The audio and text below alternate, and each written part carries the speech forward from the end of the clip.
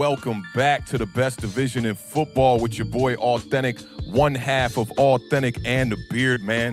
The left side to my strong side. Y'all know what it is, man. We are back for the Week 14 edition of the Giant Overreaction, man. I was talking to my guest today a little bit backstage about this, man.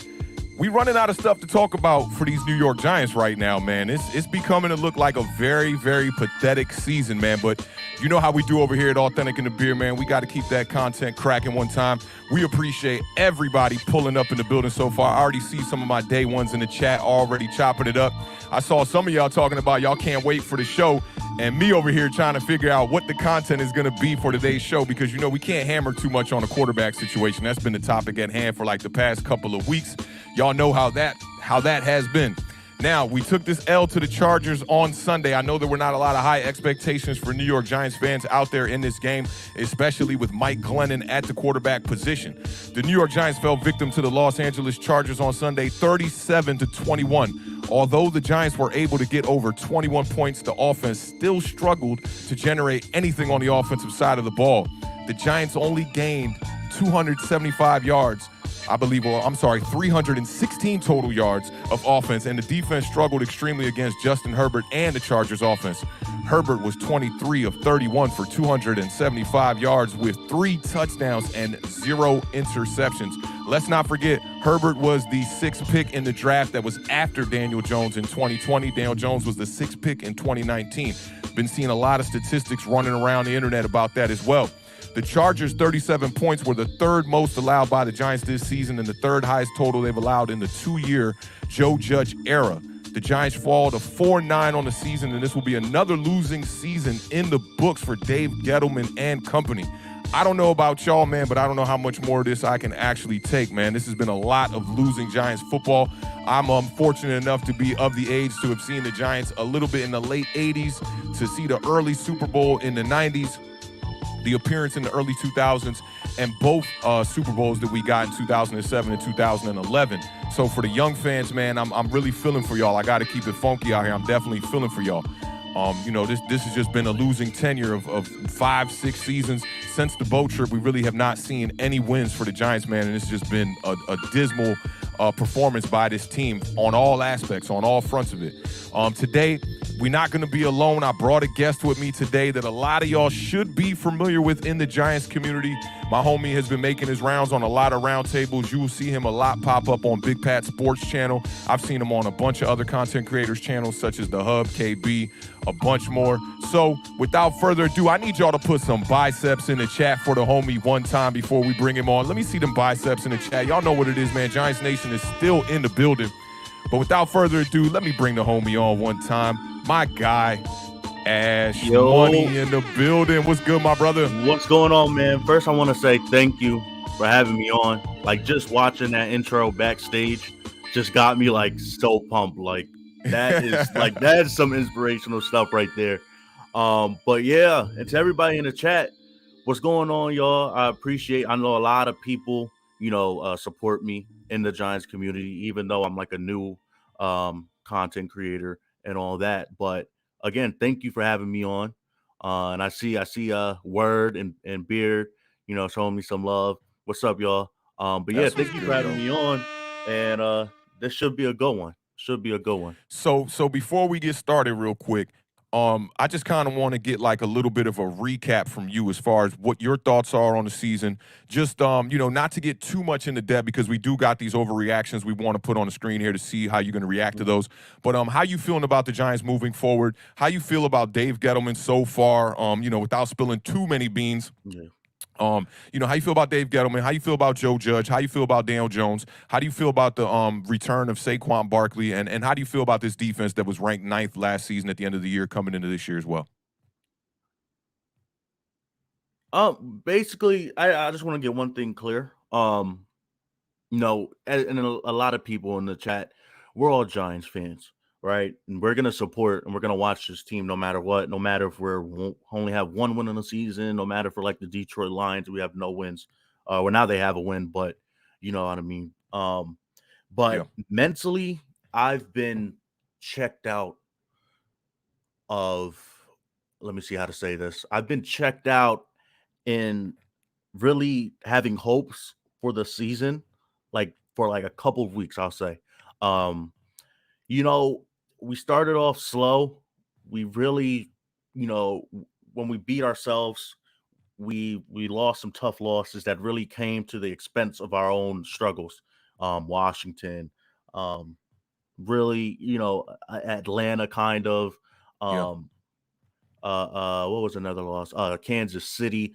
We had some losses that, like we've been saying for years, um, we really should have won, right? Yeah. But Don't forget without shooting Washington. us, Washington was yeah. another one as well.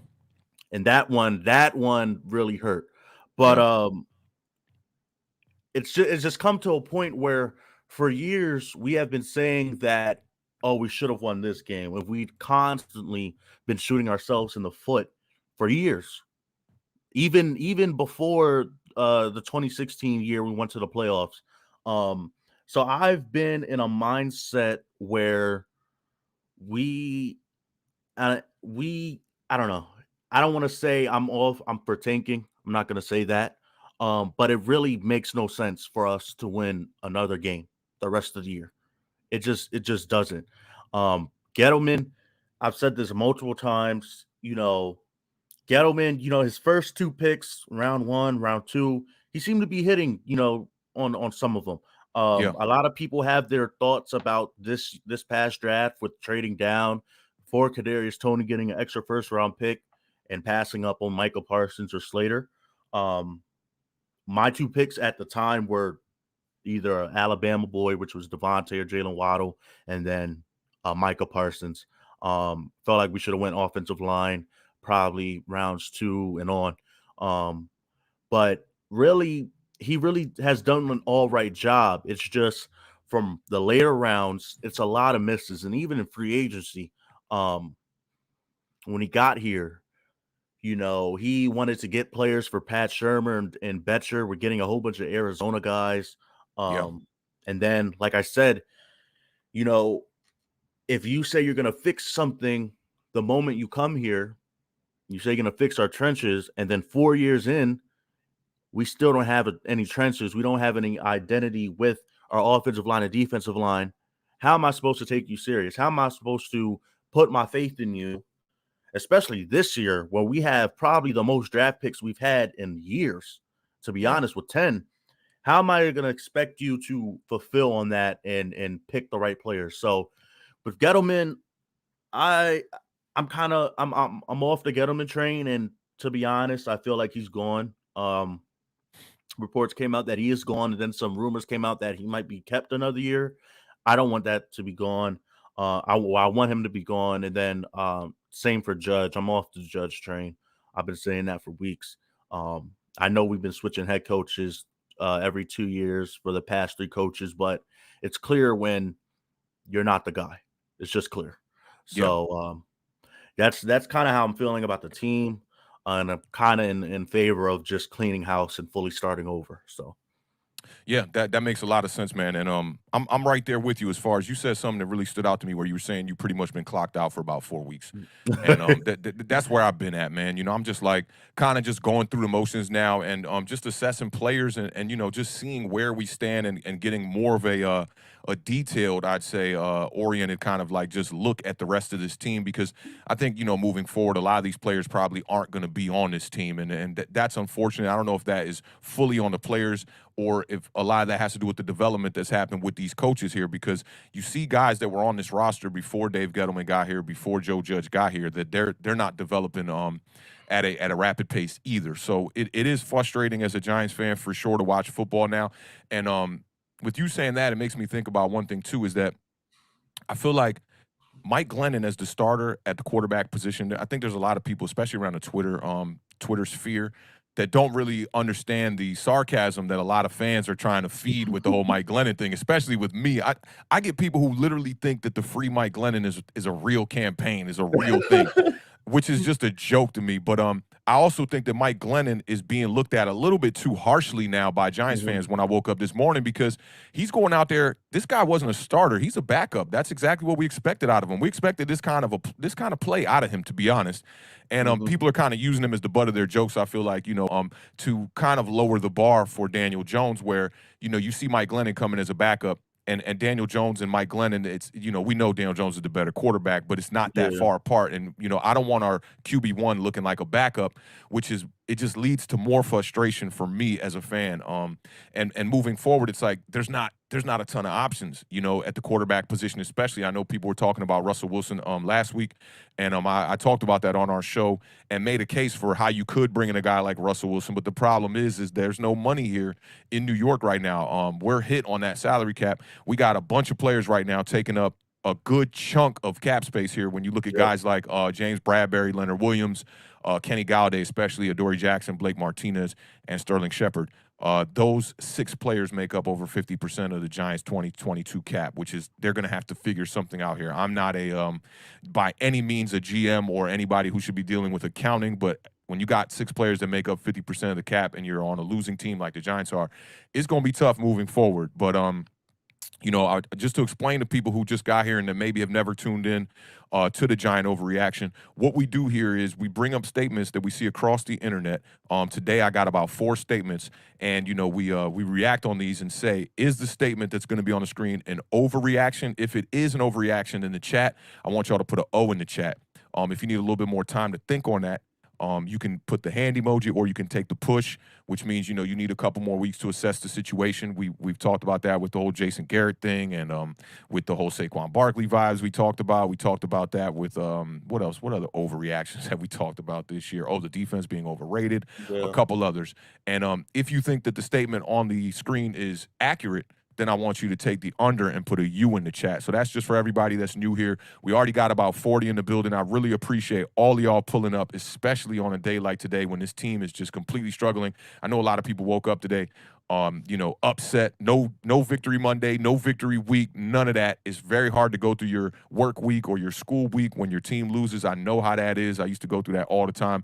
It's a little bit easier now that I'm more in the crib doing most of my work from the crib. I'll keep it funky.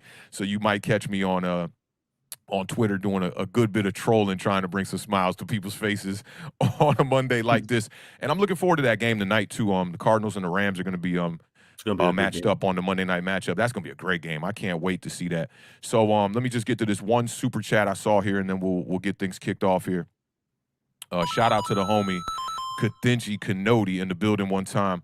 He says, "What's good, Awthentik? Ash, the trade back will be judged on who we get with the Bears pick. If that player isn't a damn near all-pro like Parsons and Slater seem to be, then we lost the trade." Yeah, man.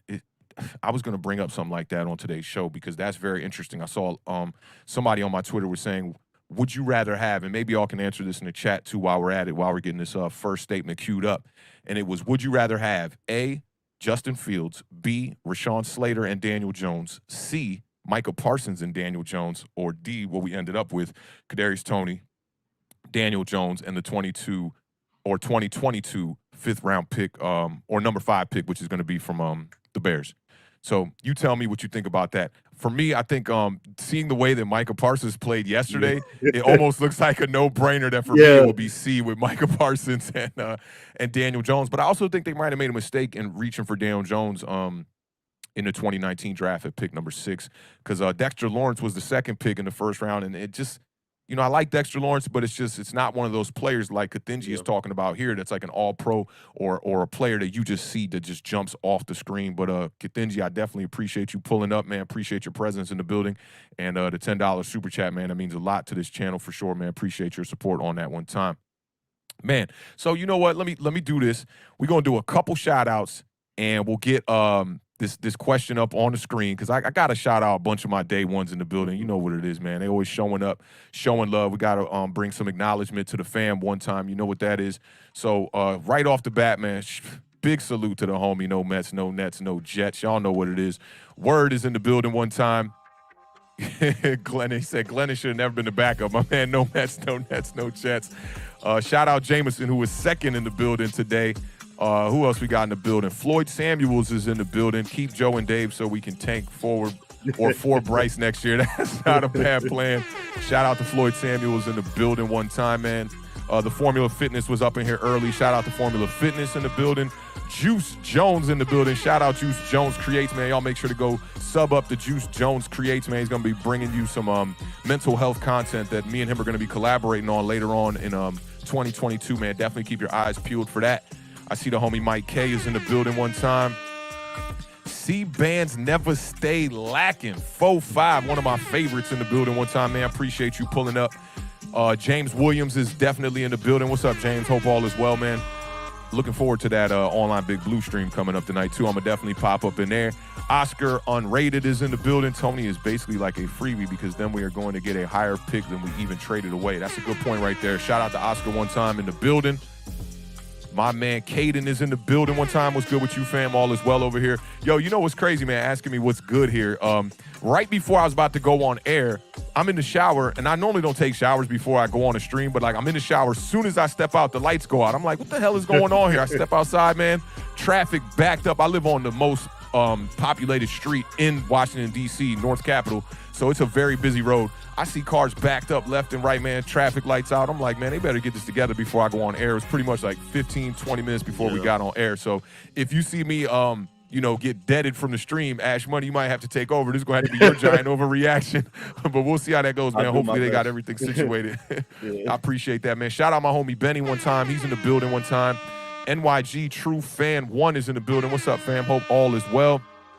Who else is in the building here? I hope I didn't miss nobody. Max Webster's in the building. Salute to Max Webster. What's up, Max? Make sure to go sub up to Max Webster. He does a channel where he interviews content creators more about their personal life, a little bit off the whole sports vibe, which is something we definitely need in this community. So y'all make sure to go sub up to Max Webster one time in the building. If I missed you, apologies on that, man. We got 47 in the building. If you are a new watcher of Awthentik and the Beard and a giant overreaction, make sure to hit that subscribe button, man, if you're digging what you see today on this show. We're going to try to keep this one, I always say this, we're going to try to keep this one around an hour. This one, I think we're going to probably get around about a good hour and a half. I'm going to keep it funky with y'all today. Who knows? We might even push 2-3 hours, man. It's my first time doing a feature with Ash Money in the building. So y'all know what it is, man. Make sure to show Ash Money some love. If his channel is not in the description, it will be when this video is finished, when his live is finished and is posted on the air. Diggy's in the building. What's poppin', Diggy? Hope all is well, fam. All right, man. So I think that's good, man. So let's get to this first one real quick. I'm going to give Ash Money a quick second to get his wits together. All right? When we think about this one, he'll be able to see this, but I want y'all to really be able to see this question on the screen. Ash Money will be right here. Don't worry about that.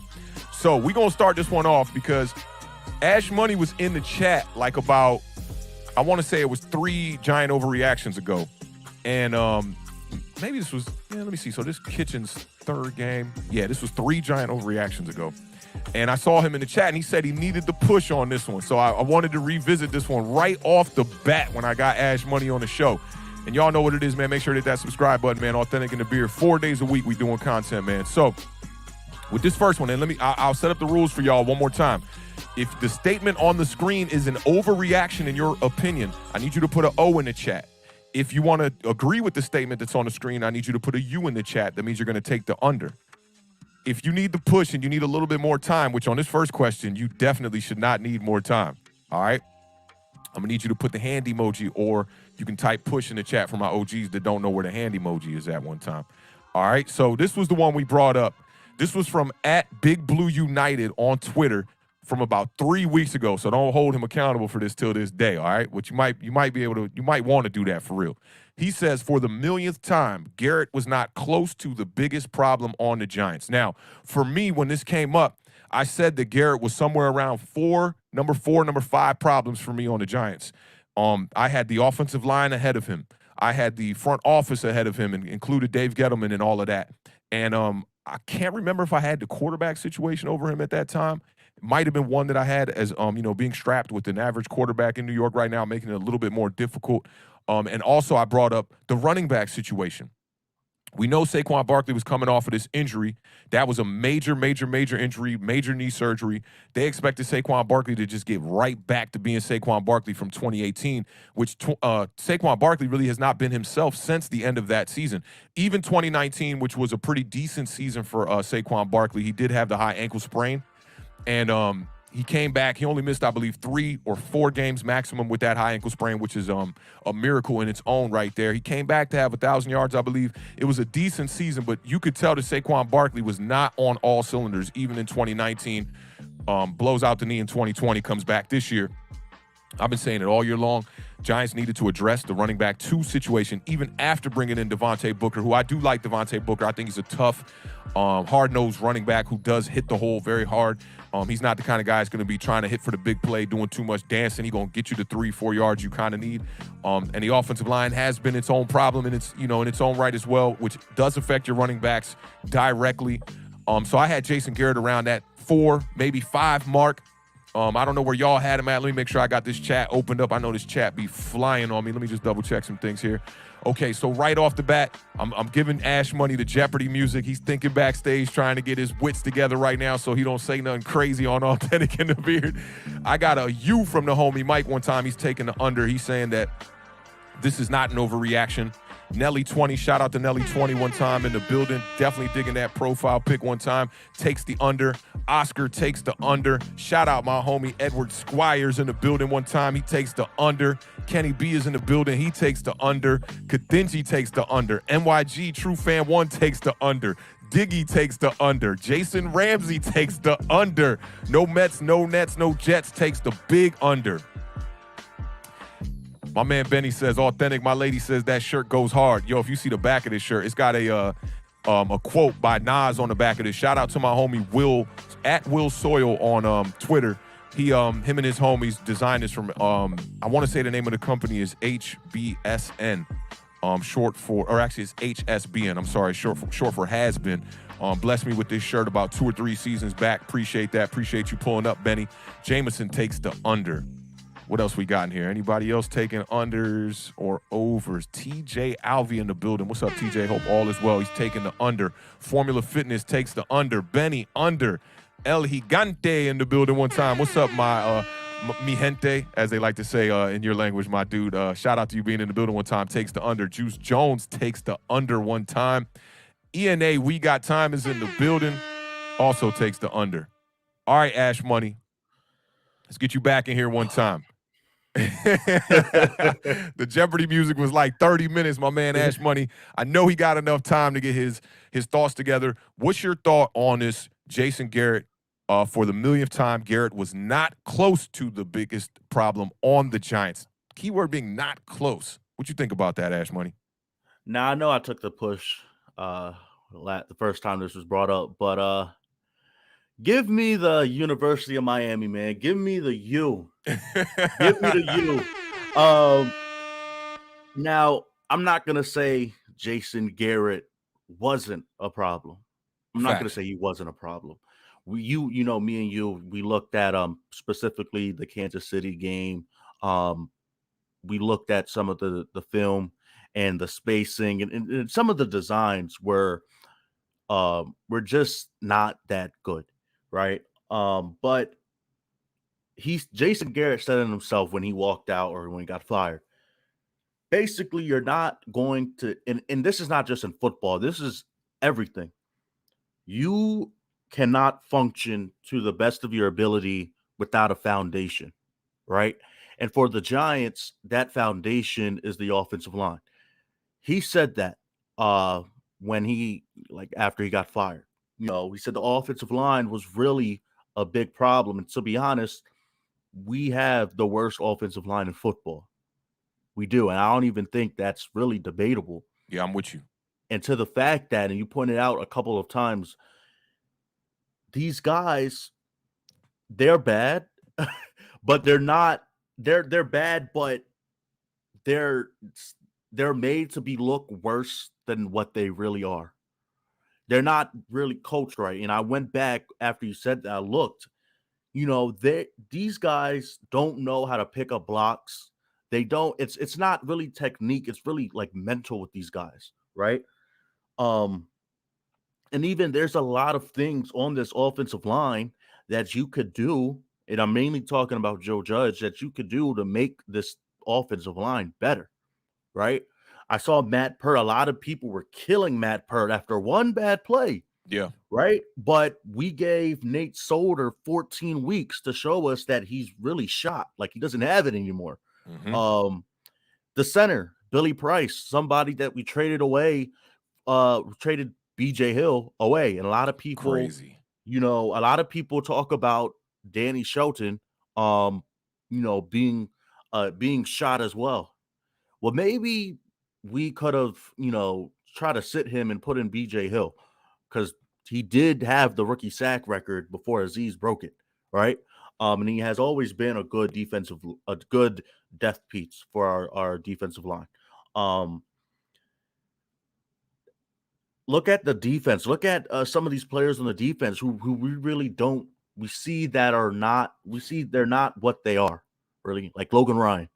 Yeah. This dude got burnt yesterday. Definitely got James burnt. Bradbury. Slow. James Bradbury got burnt by Mike Williams, Yeah. and Mike Williams isn't even that fast. Yeah. He's He's fast, but not he that he shouldn't be fast. burning you by 5 Yes, steps like that. I agree with you on that. and it's like even a coach like, and we could get into I think you got a question about Joe Judge later on in the show, Yeah. but it's like Joe Judge, he doesn't put you know players in positions to succeed, and to me, as a coach, that should be one of your top priorities as a head coach in the NFL. Like I said about Billy Price, we have nothing to lose. You can substitute and see what you have in Brett Hagee. I feel like that's his name, who's a guy on the practice squad. I Mm-hmm. mean, there's guys that are looking for jobs out here. This offensive line is really bad, and it's really been the worst offensive line we've had in years. Like, not even when we had Eric Flowers was this Yeah. Was it offensive this bad? line horrible like this. Yeah. So, and like Garrison said, that stuff that Nate Solder is just better. Like that's complete BS. I'm sorry, that's BS. Matt Pert cannot be worse than Nate Solder, and if he is worse, then then Dave Gettleman and Joe Judge needs to be fired because that is a problem that you have a death piece like that on your team, and he is worse than Nate Solder. And Yeah, now I that's know tough. Nate. There's got to be somebody out there that you could sign that's going to be better than what Nate Solder is putting out there on the field. And I know Nate Solder, he's been through some issues. He's been, he had some problems with his family. But and I mean no disrespect when I say this, but this dude is without a doubt the worst starting right tackle in the league. He is. And don't hold me if there's somebody out there and you want to tell me if anybody wants to tell me his name, I always take correction. But there is nobody that is worse starting at right tackle than Nate Solder. So my thing is that, and especially with the Isaiah Wilson, Isaiah Wilson, I get it. They said he's been losing weight. They said he's been getting back in football shape. Could he really be worse than what we have on the offensive line? Like, can he really? There's been no adjustments at all. Even on the defensive side, look at Benadryl McKinney Right. when he came into the game. He was a factor. He was making moves. And then you sub him out for Reggie Ragland and play Reggie Ragland the majority of the game. And you can see this dude is not, you can see this dude isn't like he's just not the answer, right? And even go back and just look at countless times. I bring this up countless times, and it's like I'm beating a dead horse here. But we traded away Marcus Golden just because he doesn't fit our scheme and he couldn't cover. He Yeah. couldn't drop back Was into that a coverage. trade with Marcus Golden? It was a trade that we did. We didn't just let him walk. I can't remember, to be honest. I think it was a trade, but I It was a think we trade. probably dealt him for like a late round pick or something like Yeah. that. All because Um, he didn't fit the scheme that they were trying to implement in New York with the and new this, coordinator. Because he had success when he was under Betcher. He was one of the players mhm, on that defense that did have success. I want to say it was either 9 or 11 sacks that season that he had before we yeah, let him go. I think it was 10. I think it was, or probably 11. I think it was 11. But this dude, like we obviously know his biggest strength is rushing the passer. I mean, he's taking up very well with the injuries for Chandler Jones and JJ Watt. She's Yep. doing a damn good job, right? So and then Ryan Connolly. A lot of people, have their opinions about that, but he seemed to be working in our scheme, right? Hmm. And then you trade him. And a lot of people say that, he didn't even make the team for the Vikings. Well, if he works in our scheme, you use a player that works for your scheme, and that can help. Like I saw there was a time where the defense and I don't mean to go off on a rant right here, but Nah, do you, bro? That's what it's for. there was a time where the defense, they literally put all the rookies on the defensive line. It was Aziz, Roche, Hmm. Ellerson, and there was somebody else. I forgot. There was somebody else though. But they literally put all the rookies on the defensive line. And to me, where you haven't used the rookies all year, or when some of them like Ellerson Smith, when they were able to play, that to me shows me that you gave up, right? Right. Since you didn't put these rookies out on the field all year, now since you're getting blown out, now you want to put the rookies in. Like that's just some things that shows me, no matter what talent you have, it shows me that he is not a good coach. He is not the answer. I don't care if we rebuild this offensive line.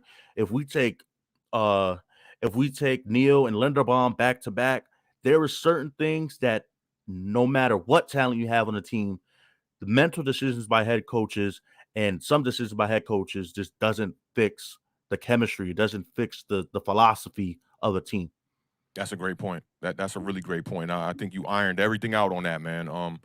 I'm right there with you. Like I won't sit here and say that Jason Garrett was not a problem.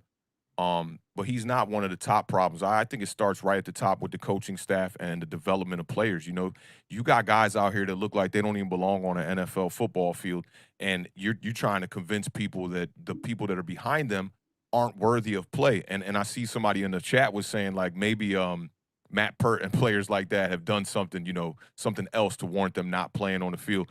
But which leads me to my next question, which I think you touched on a little bit about the offensive line. I think it would make sense for us to just go right to this statement that I saw on Twitter today, and there's an active debate about it going on right now, actually, and it's something that Joe Judge said, but that a lot of other fans have been piggybacking on, and we might as well bring this one up since we've been talking about the offensive line.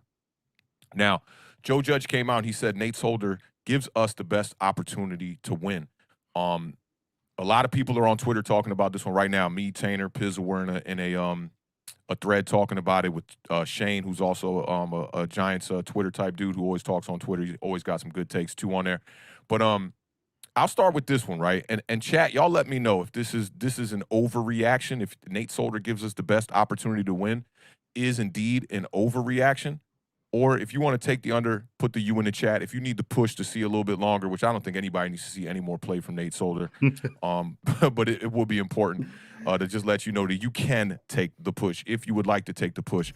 For me on this one, I had I can remember a conversation I had with Mike Too Nice early on in the year. After the Washington game, because Nate Solder was playing in that game, and I thought he had a couple of plays that were like those typical Nate Solder blunders that he has where he's getting put on his butt but outside of that, I thought he played a decent game. But when you're at the game, you really don't get a good assessment of the trenches that well. Even on TV, it's hard to get a good assessment of the trenches. And I said, we really don't have no options at the beginning of the season. I was saying that, I got faith in Nate Solder to be the starter for the rest of the year because I don't see anybody else on this roster that's going to be able to step in. And about a good, so that was week 2. So 12 weeks later, I was completely wrong about that. I don't think that if I could see Nate Solder in practice every day, I think it would be very apparent that he should not be the starter on this team.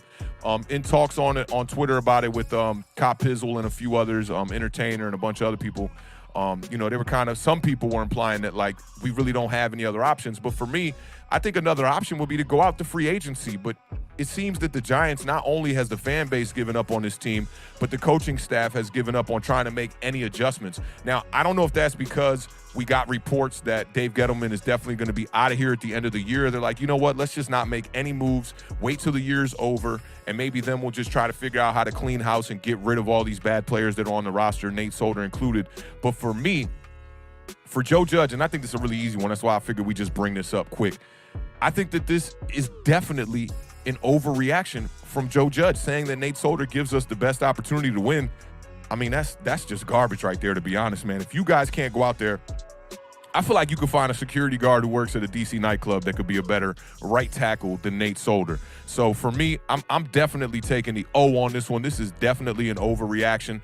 Let me go to the chat, and I'll give you a couple of seconds, Ash Money, to get your thoughts together on this one. Mike K says, big O. My man Matthew, I got to figure out how you pronounce this, Gorsheka? Maybe I'm trying my best here. But my man Matthew says, biggest O ever. Oscar says Pert is so awful also, but he took the U. I'm not sure if he's maybe it might have been a typo on that one. Is U is 2 letters away from O, so y'all watch out what y'all hitting here one time. My man Matthew says this statement might define Judge's career with us. NYG True Fan 1 takes the overreaction. No Mets, no Nets, no Jets. Oh, Joey G Sports. What up, Joey G? Shout out to you, man. Welcome. He takes about 100 O's one time. Diggy takes the O. Diggy says, never mind, I meant the U. He might have meant the O. Let me see. Kadinji, yo, the first like 3 weeks I did this show, I was just like, yo, the O, the U's, it was getting confusing. So I try to explain it as best as I can before every show, man, but it does get a little bit confusing. My man Kadinji takes the O because we are not winning. Playing Pert won't hurt us. That's a great point right there. Who else is in the building here? Bubs just says facts. I'm sure he was agreeing with something you said there, Ash Money. He also took the O on this one as well. Ed Squires takes the O. Kareem Yee takes the O. My man El Gigante said, actually, both Solder and Pert are ass. Floyd Samuels takes the Oregon Ducks logo one time. Formula Fitness, overreaction with the M at the end of it. I like that. Mr. Prav, shout out Mr. Prav one time. We had a good conversation on our last, I think that was a giant overreaction video or our Thursday show, man. Appreciate you pulling up and engaging in the community and in the comment section of Authentic and the Beard. He also takes the O. Let me see what my man TJ Alvey saying one time. He says, Authentic, if I ever see you out at Decades or Wilson's Hardware, I'm going to have to buy you a drink for this show y'all do weekly. Hey, I appreciate that, TJ. Okay, so Decades. I'm not familiar with no Wilson's Hardware, but I might be familiar with Decades. That's what's up, fam. I don't know if you were around my way or not, but either way, we could definitely chop it up and have that drink for sure, man. Appreciate you pulling up, man. This show is nothing without y'all. Oh, and Diggy had to explain himself right here. Diggy said, you saying that had me thinking about your man that was working at the Best Buy. Yo, that video went so viral. My homie at the Best Buy, bro, he like straight up just like demolished somebody stealing some products from them. I'm a repost that video today for all y'all so y'all can see that on my Twitter. It was just hilarious.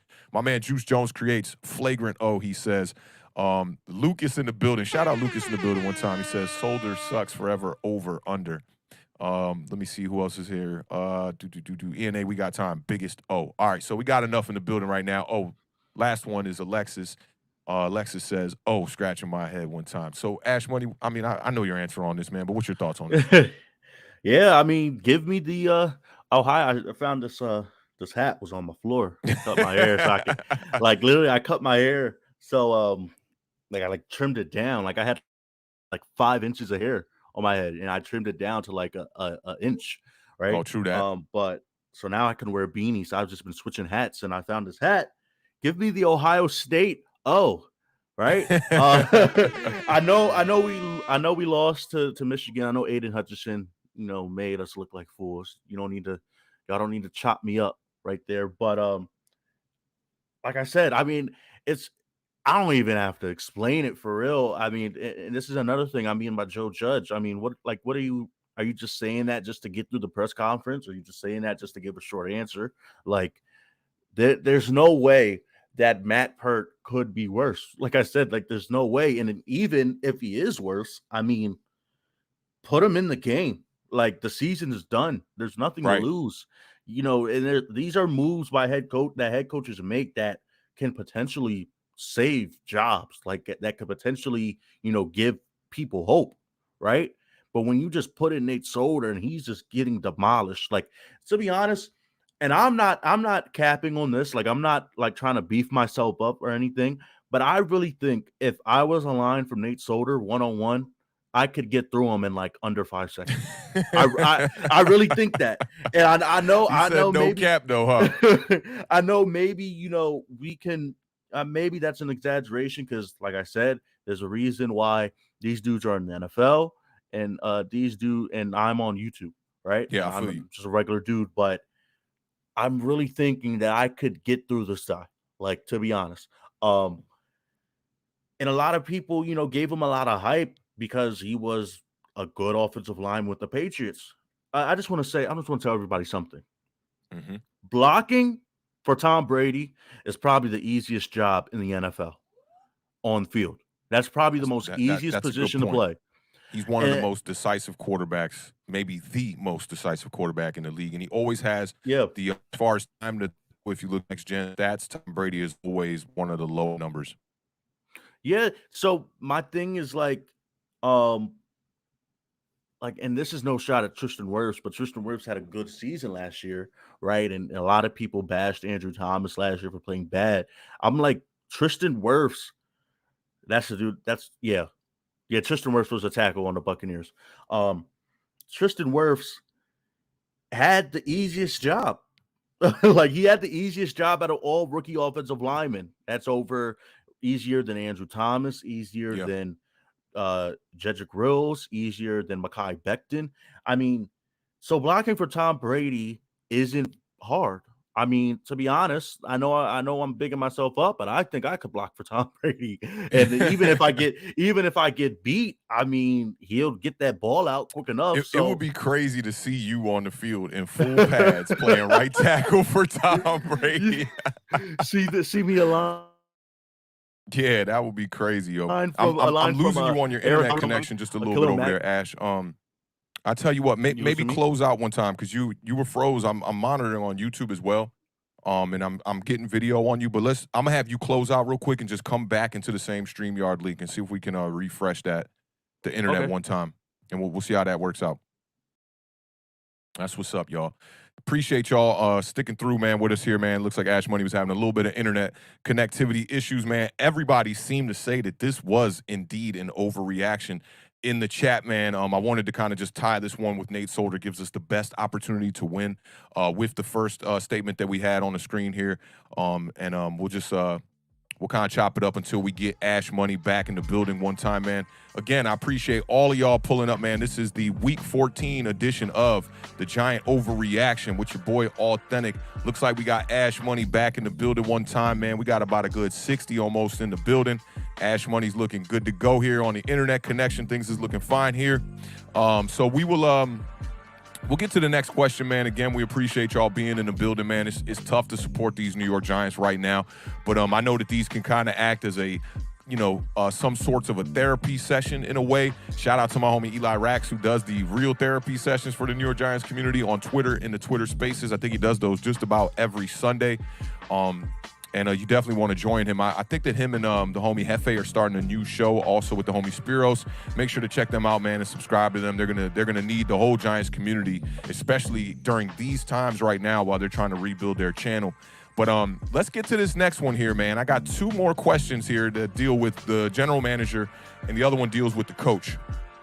And let's see here. So we got this one right here. Gettleman is leaving the Giants in worse shape than when he inherited them. This one was from @NYG Daily on Twitter. This one came out today. So if you think that this is an overreaction and Gettleman is actually doing better than when he got here over the 2017 team that we had, we know that 2017 team was a debacle, but if you think that this is an overreaction, let me see some O's in the chat. If you disagree, or I'm sorry, if you agree with the statement on the screen, then let me see some U's in the chat for taking the under. And if you need a little bit more time, maybe you need till the end of the season to figure out what's going on with Dave Gettleman and whatnot, let me see that hand emoji, which we have not seen. We have not seen one hand emoji all day. Giants fans they're sticking to the script. They have solidified their picks. Nobody needs a push. Seems like we've had enough time here. But let's see what the chat is talking about before we go to Ash Money one time. Oh, there's a couple of questions. I'll get back to those for sure. So my man Word takes the U. Gettleman is leaving the Giants in worse shape than when he inherited them. So he thinks that this is not an overreaction. Max Webster says that the Giants were worse before Dave Gettleman got here. And he's taking the O on this one. This is an overreaction. Shout out to the homie Dice one time in the building. Definitely digging that profile pic, real sleek. Takes the under on this one. and agrees that Gettleman is leaving the New York Giants in worse shape. Same thing with NYG True Fan 1. Shout out to homie Nelly 20 one time in the building. Nelly is taking the under on this one. Alexis is taking the under on this one. James Williams is taking the under on this one. Elijah Cole put the I up on here. I don't know what the I means. Maybe that's a push for indifferent, or I'm not too sure. Oh, he corrected it right here. Shout out to homie Elijah Cole. He's saying that this is indeed an overreaction. Katinji Connolly takes the under and thinks that this is indeed not an overreaction. TJ Alvey says over/push. 2017 defense had literally no players any other team would want. Look at the roster. There's talent. It's just not gelling. That's a good point right there from TJ Alvey, man. Shout out to you one time in the building. Diggy says it's an overreaction. Eli helped the team look a lot better than DJ has. Now that is a take that you will not hear across this whole community, I feel like, and that's a fantastic point. We did have a veteran leader at the quarterback position that was able to cover up a lot of the blemishes on this team, including Odell Beckham's injury along with Brandon Marshall. If you all forgot about the 2017 team, we went into that year looking to be one of the most high-powered offenses in the NFL when we signed Brandon Marshall to this team, along with Odell Beckham and Sterling Shepard and Evan Ingram and Eli Manning at quarterback. I mean, this was a pretty much all-star lineup as far as weapons go. We thought that this was going to be a really good year, but in week 5 of that season, almost all those wide receivers got hurt in the exact same game. Sterling Shepard was able to come back towards the middle end of the season, but Odell Beckham and Brandon Marshall were lost for the season. Dwayne Harris was also another wide receiver that was hurt in that game, banged up, and didn't see his way back on the field till late that season as well. And we know that defense was historically one of the worst defenses the Giants have seen in a long time. So this is a really good point that Diggy brings up here, man. With Eli Manning at the helm, that really helped out things for sure.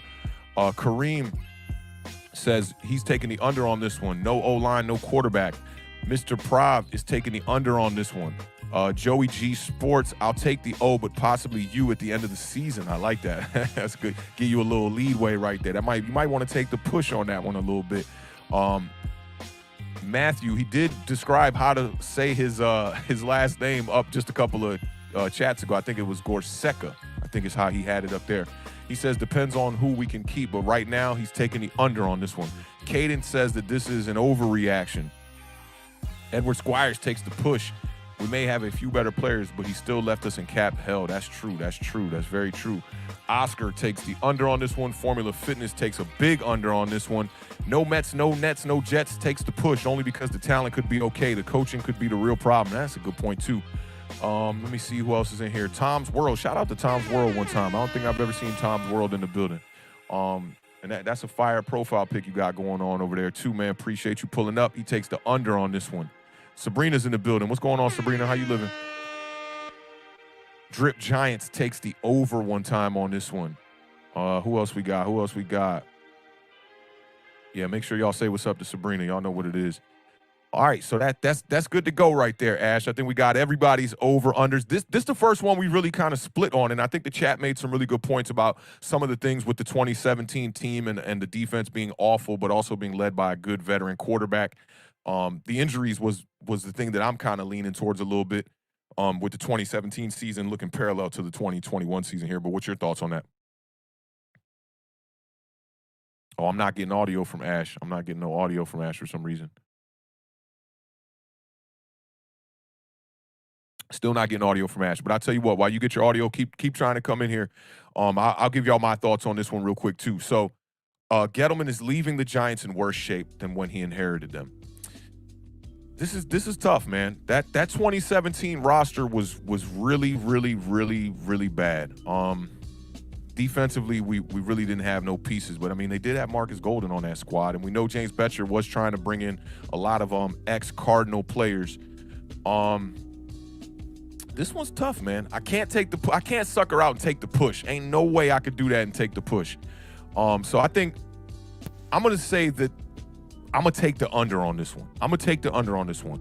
Because I just got to go off, and y'all know over here at Awthentik, I like to go facts over feelings. That's normally one of the sayings over here at Awthentik. But in this case, I'm going to have to go with my feelings, okay? Now, the way that I feel in 2021 feels a lot worse than the way that I felt in 2017. You know, we can't forget that they spent about $200 million in 2016 to bring in a defense to try to win games, and it actually did work. In 2016, the Giants won, I believe, 10 games, went on to go to the playoffs. I know we lost in the playoffs to the Packers in the first round and whatnot, and you know, the boat trip and all that excessive stuff that ended up happening. But at the end of the day, going into 2017, I felt a lot better than I felt going into 2021. Dave Gettleman came here, and not only did he say he was going to fix this offensive line, which kind of reminds me of what Mike McCarthy just did for this game against the Washington football team on Sunday. He said, man, we're going to win this game. And had the Dallas Cowboys have not won that game, he would look even more silly.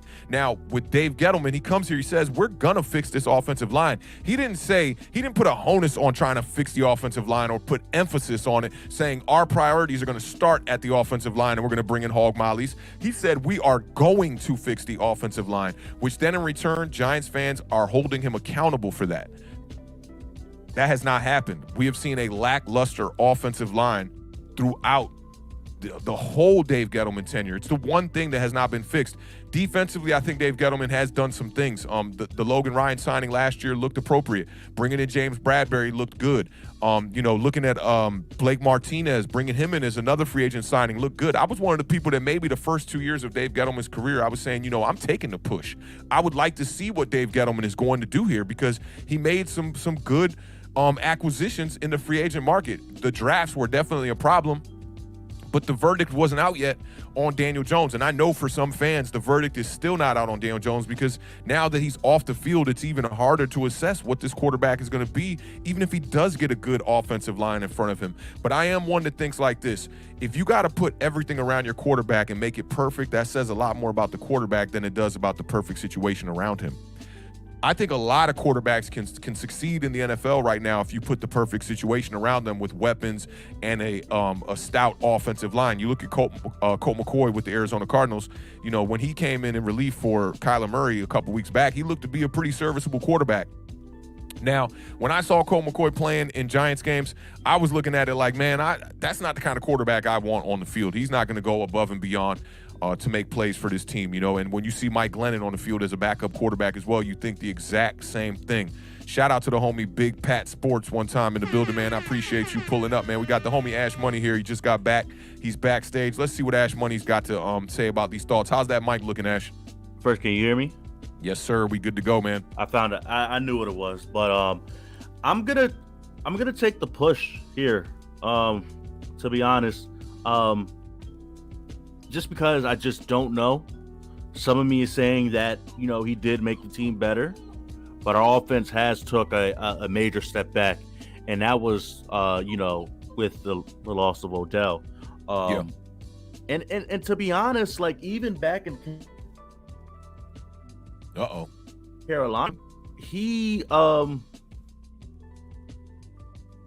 Yeah, I'm losing you again. I don't know if the chat's losing you again, Ash, but we losing you to the internet connection one more time. The internet gods is not in Ash Money's favor today. You back? How you looking? Yeah, nah, we struggling over there, Ash. Yeah, I know. I just had some people walk in, but so the Wi-Fi has kind of been laggy, but the offense just took a major step back, and like I said, even about like in Carolina, you know, really without Cam, it was all Cam there, with the exception of Greg Olsen. And if it wasn't for Cam being the talent that he was, winning the MVP, you know, that offense probably would have looked kind of lackluster, to be honest. You know, he doesn't, you know, we saw he didn't, you know, want to re-sign Steve Smith, and that's not really because of his talent. That's kind of, you know, probably didn't want to give him that money as Steve Smith was getting older in age. But you know, even with this offense now, it's really bad. But the defense has gotten better. The defense got way better. Defense than got what better we had. for sure. I mean, we had Corey Ballantyne as one of our starting corners, right? But I don't think that was in 20. Was that?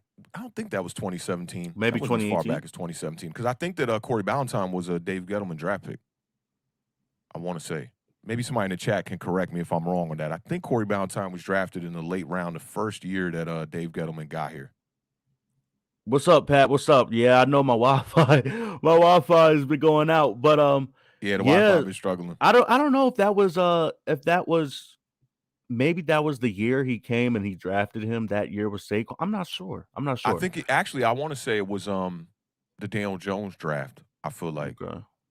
Oh yeah. or was it the DeAndre Baker draft? I think it was the DeAndre Baker draft where they were trying to load up on corners and they got like 3 cornerbacks in that pick. Yeah, they said it Yeah, was a so he was 2018. 2018 5th-round pick from Getty. That's what's up. I appreciate you, El Gigante, for making that clear. But I'm trying. I can look at the 2017 roster for you real quick and give you a quick glimpse at it. Let's see. That'd be a good thing to bring up here. 2017 Giants roster. Should have looked at the depth chart for real. Actually, see who's starting here. Okay, so we had okay. So our defensive line had Jason Pierre-Paul, Snacks Harrison, Dalvin Tomlinson, and Olivier Vernon.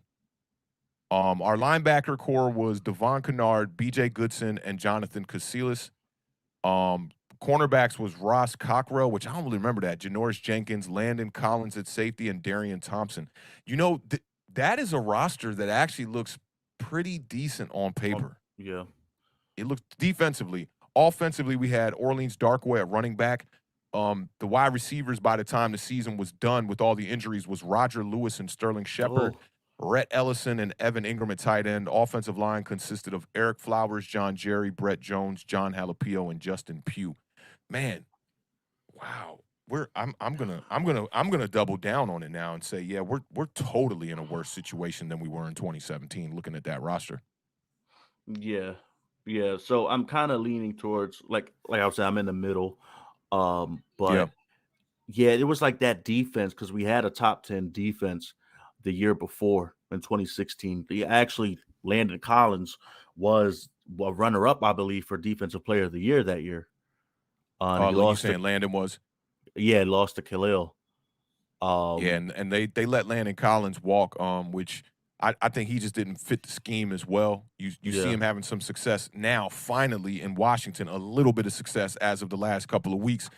They've moved Landon Collins to like more of a money backer kind of situation over there with Washington, and that seems like what we need to do with him in the first place. Never really a speedster guy, never a guy who was really fantastic in coverage outside of that. I want to say it was his sophomore season where he had a couple interceptions out there, but I did like Landon Collins. I thought, when we did let him walk, I thought that was strange.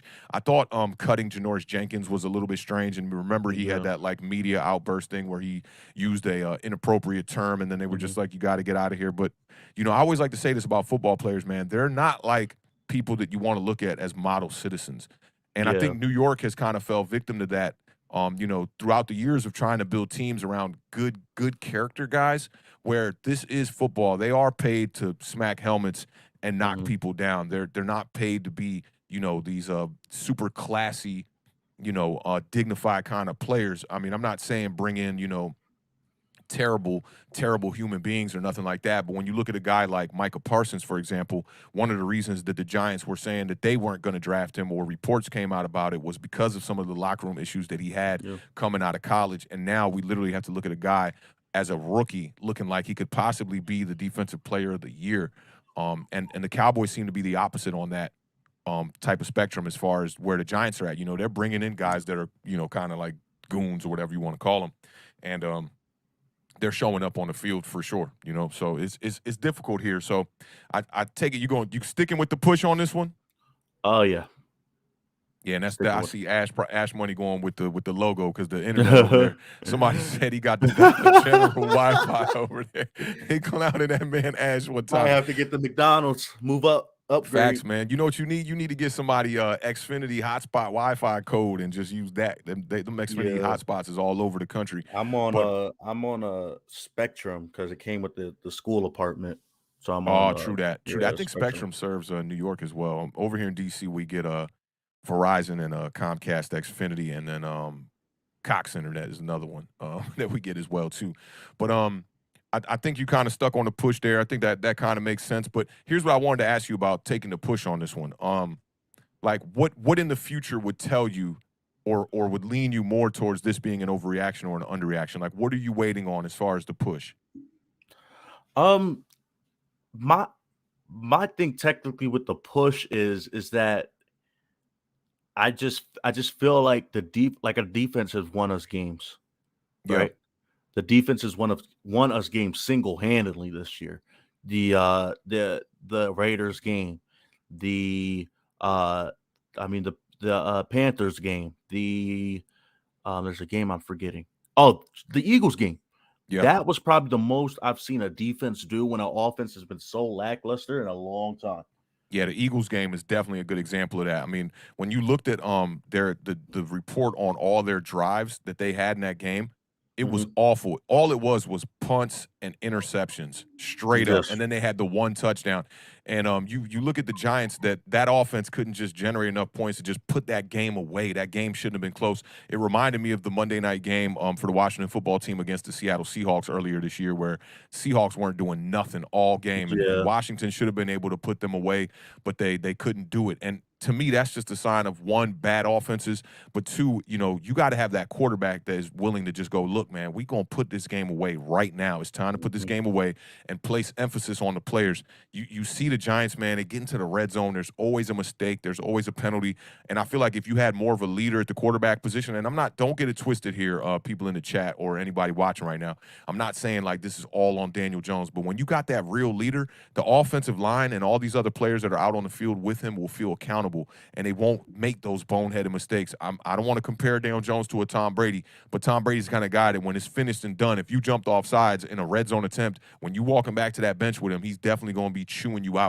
Yeah. So I kind of see what you're saying here about the push, because if we get a new GM in here who can kind of repair things, maybe it'll say a little bit more about what the situation was here in 2021 and moving forward. So I'm definitely with you on that. But for me, I got to take the under on this one. I'm in agreement with the statement. I do think that he left it he left the organization in shambles, and he hasn't even left yet. That's what's crazy. But it looks like they're just going to have to fire him this year. And I know a lot of people are asking for the clean house thing. I'm more leaning towards that too. I'm not really on the side of Joe Judge right now or Daniel Jones moving forward. I think it's going to be very difficult to try to rebuild this team, even if you do get the right pieces at offensive line with a Joe Judge, especially with a Dave Gettleman. But I do think there's a possibility it could happen with Joe Judge being the head coach. But I just think it'll make things a I little bit more I difficult. think most of it is that going into the off after the finish of last season, and we had a shot, even though the division was horrible, and we had a shot at making the playoffs, and then you go out and get better on paper. I feel like that's what it is, and none of us expected us to have another losing season. At the least, people on social media, people were talking about finishing with 9 wins at the least. Yeah. So I feel like it's a lot of disappointment, and I feel like that is kind of a similar taste to the 2017 season where that Eli came to play in the playoffs, right? But Odell and these guys, they were dropping passes. So Yeah. Or 2016, you mean? Yeah, 2016. yeah. Mhm. And then in 2017, going after a playoff, coming out of a playoff run, or not a playoff run, but entering the playoffs, you expect your team to be much more better and try to get back to the playoffs. Is that, you know, so it's a feel to me. I definitely feel you on that. I lost you for a little bit of that, but I'm hearing you clear now. So yeah, I think we're most people are kind of on the push vibes, taking the under on this one. We had a few people take the over, and I think the people who did take the over had really good explanations of why they took the over. So let's get to this last one before I get you up out of here, Ash Money. And this one has to do with the future of the New York Giants. And let me just cue this up. All right, let me go here. This one is, if Joe Judge wants a future in New York, Daniel Jones can't be his quarterback. Now, if you think this is an overreaction, I need to see an O in the chat. If you agree with the statement here, this is from LENGS Langs924 on Twitter. This is an active conversation going on right now. If you agree with the statement on the screen, I need to see a U on the screen for taking the under. And if you need a little bit more time with Joe Judge and Daniel Jones at the quarterback position, then let me see them hand emojis in the chat, or let me see that push one time. And we'll give Ash Money a little bit of time to get his thoughts together here one time as we run through some of these in the chat. They're coming in fast. My man Diggy says this is an overreaction. Shout out Bubs. I think Bubs said he used to work for Spectrum and their internet service is garbage. Ash Money. He says you gotta make the switch ASAP. Bubs says this is a U one time, and he's taking the under on this one. Tom's World is taking the under. Shout out to N. Brian in the building. I want to say that's a new face, man. Welcome to Awthentik and the Beard, man. This is the giant overreaction for week 14. Appreciate you pulling up, man. If you are not subscribed to the channel and you digging the vibes here, man, please hit that subscribe button. That will go a long way for this channel. Shout out to Cow Tunnel Productions, another new face. I'll reiterate that point that I just said to M. Brian. If you're a new face here and you like what you digging, man, here, definitely hit that subscribe button one time and maybe hit that bell notification knowing we go live. We go live about 4 times a week at bare minimum, and this channel is mainly predominantly just live-based shows as well. We've been trying to work on some pre-recorded content, but we like the spontaneity of just hopping on and talking about football every week. My man, no Mets, no Nets, no Jets says this is an overreaction. We're a little split on this one. El Gigante in the building one time says the U. He's taking the under on this one. My man Dice says this is an overreaction. Max Webster says it's an O. Can't is a strong word. We've seen average QBs succeed before. You know, Entertainer was talking to me about this one on Twitter earlier today, actually, and the quarterbacks that he listed Mark Sanchez, he listed Jared Goff, who were the other quarterbacks? He listed Mac Jones, which I thought was unfair. Mac Jones is playing fantastic football in his rookie season. I don't think we could look at him as an average quarterback. He's only been here for 14 games. And there was a couple others. I can't remember the others, man. I can't remember the other ones. But he was talking about players that made runs on teams where the quarterback was pretty average. So I can kind of agree with you on that one, too. My man 40 Luck is taking the under on this one for sure. Who else? Sank Zappa. Man, that profile pic is on fire, Sank. I'm digging that, man. Welcome to the party one time, man. He says, I'm done with both of them, meaning Jones and Joe Judge. I feel you on that, man. I'm kind of leaning towards that a little bit myself. TJ Alvey says, it's an overreaction. Get the kid a line. Speaking of the offensive line. 40 Luck says, I agree, under. Edward Squires one time in the building says this is an overreaction. Shout out my homie NY Finest in the building. He's taking the under on this one. Matthew Gorseca, I hope I'm saying that right now. If they mean QB of the future, franchise guy, he's taking the big under on this one time. Who else we got? Who else we got in here? Kareem Yee in the building one time. He's taking the under on this one. Mr. Prop says this is an overreaction. Oh, man, Diggy, I appreciate you bringing attention to the people and the likes, man. Sabrina is not Sabrina, I'm sorry. Sunday is not in the building to reiterate those points about hitting the likes and all that, man. So, yeah, we got 78 in the building now, man. Y'all hit that like button. That definitely goes a long way for the channel to get us out into the YouTube world one time, man. Appreciate that, Diggy. My man Bub says Mac Jones looking better than DJ. And he did say Ryan Tannehill. He did say Ryan Tannehill, Cow Tunnel. Appreciate you bringing that up. Nick the Wick is in the building. What's up, Nick? How you living, man? Hope all is well. He's taking the under on this one. Old man Rob is in the building. He's taking the under on this one as well. All right, let's bring Ash Money back in the building one time.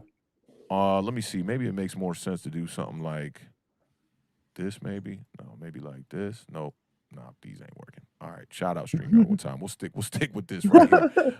All right. So Ash Money, what's your thoughts on this one here? If Joe Judge wants a future in New York, Daniel Jones can't be his quarterback. Is this an overreaction or are you taking the under? First, what I'm gonna ask, and you're probably gonna ask your answer your question with a question. When we talk about future in New York, what do we mean? Do we mean like 3 years, 2 years, or do we mean a couple, like to be that next head coach that you have for a decade? I'd say, a decade is a really, really long time. I would just say let's call it a 4-year buffer for the future. Let's call it a 4-year buffer. Because why I say that is because with Jones, right? A lot of people, when they mention success, they mention, getting to the playoffs and all that stuff. When I look at success, I look at the bigger picture. I look at Super Bowl, right? So when people mention guys like Jimmy G, Ryan Yeah. Tannehill, Oh, Jimmy Jared Goff, Garoppolo was another one on that list that entertainer named as well too. these dudes, if you put the good team around them, yeah, they'll get you to the playoffs. They'll get you to the playoffs, but are they going to get you to the ultimate goal?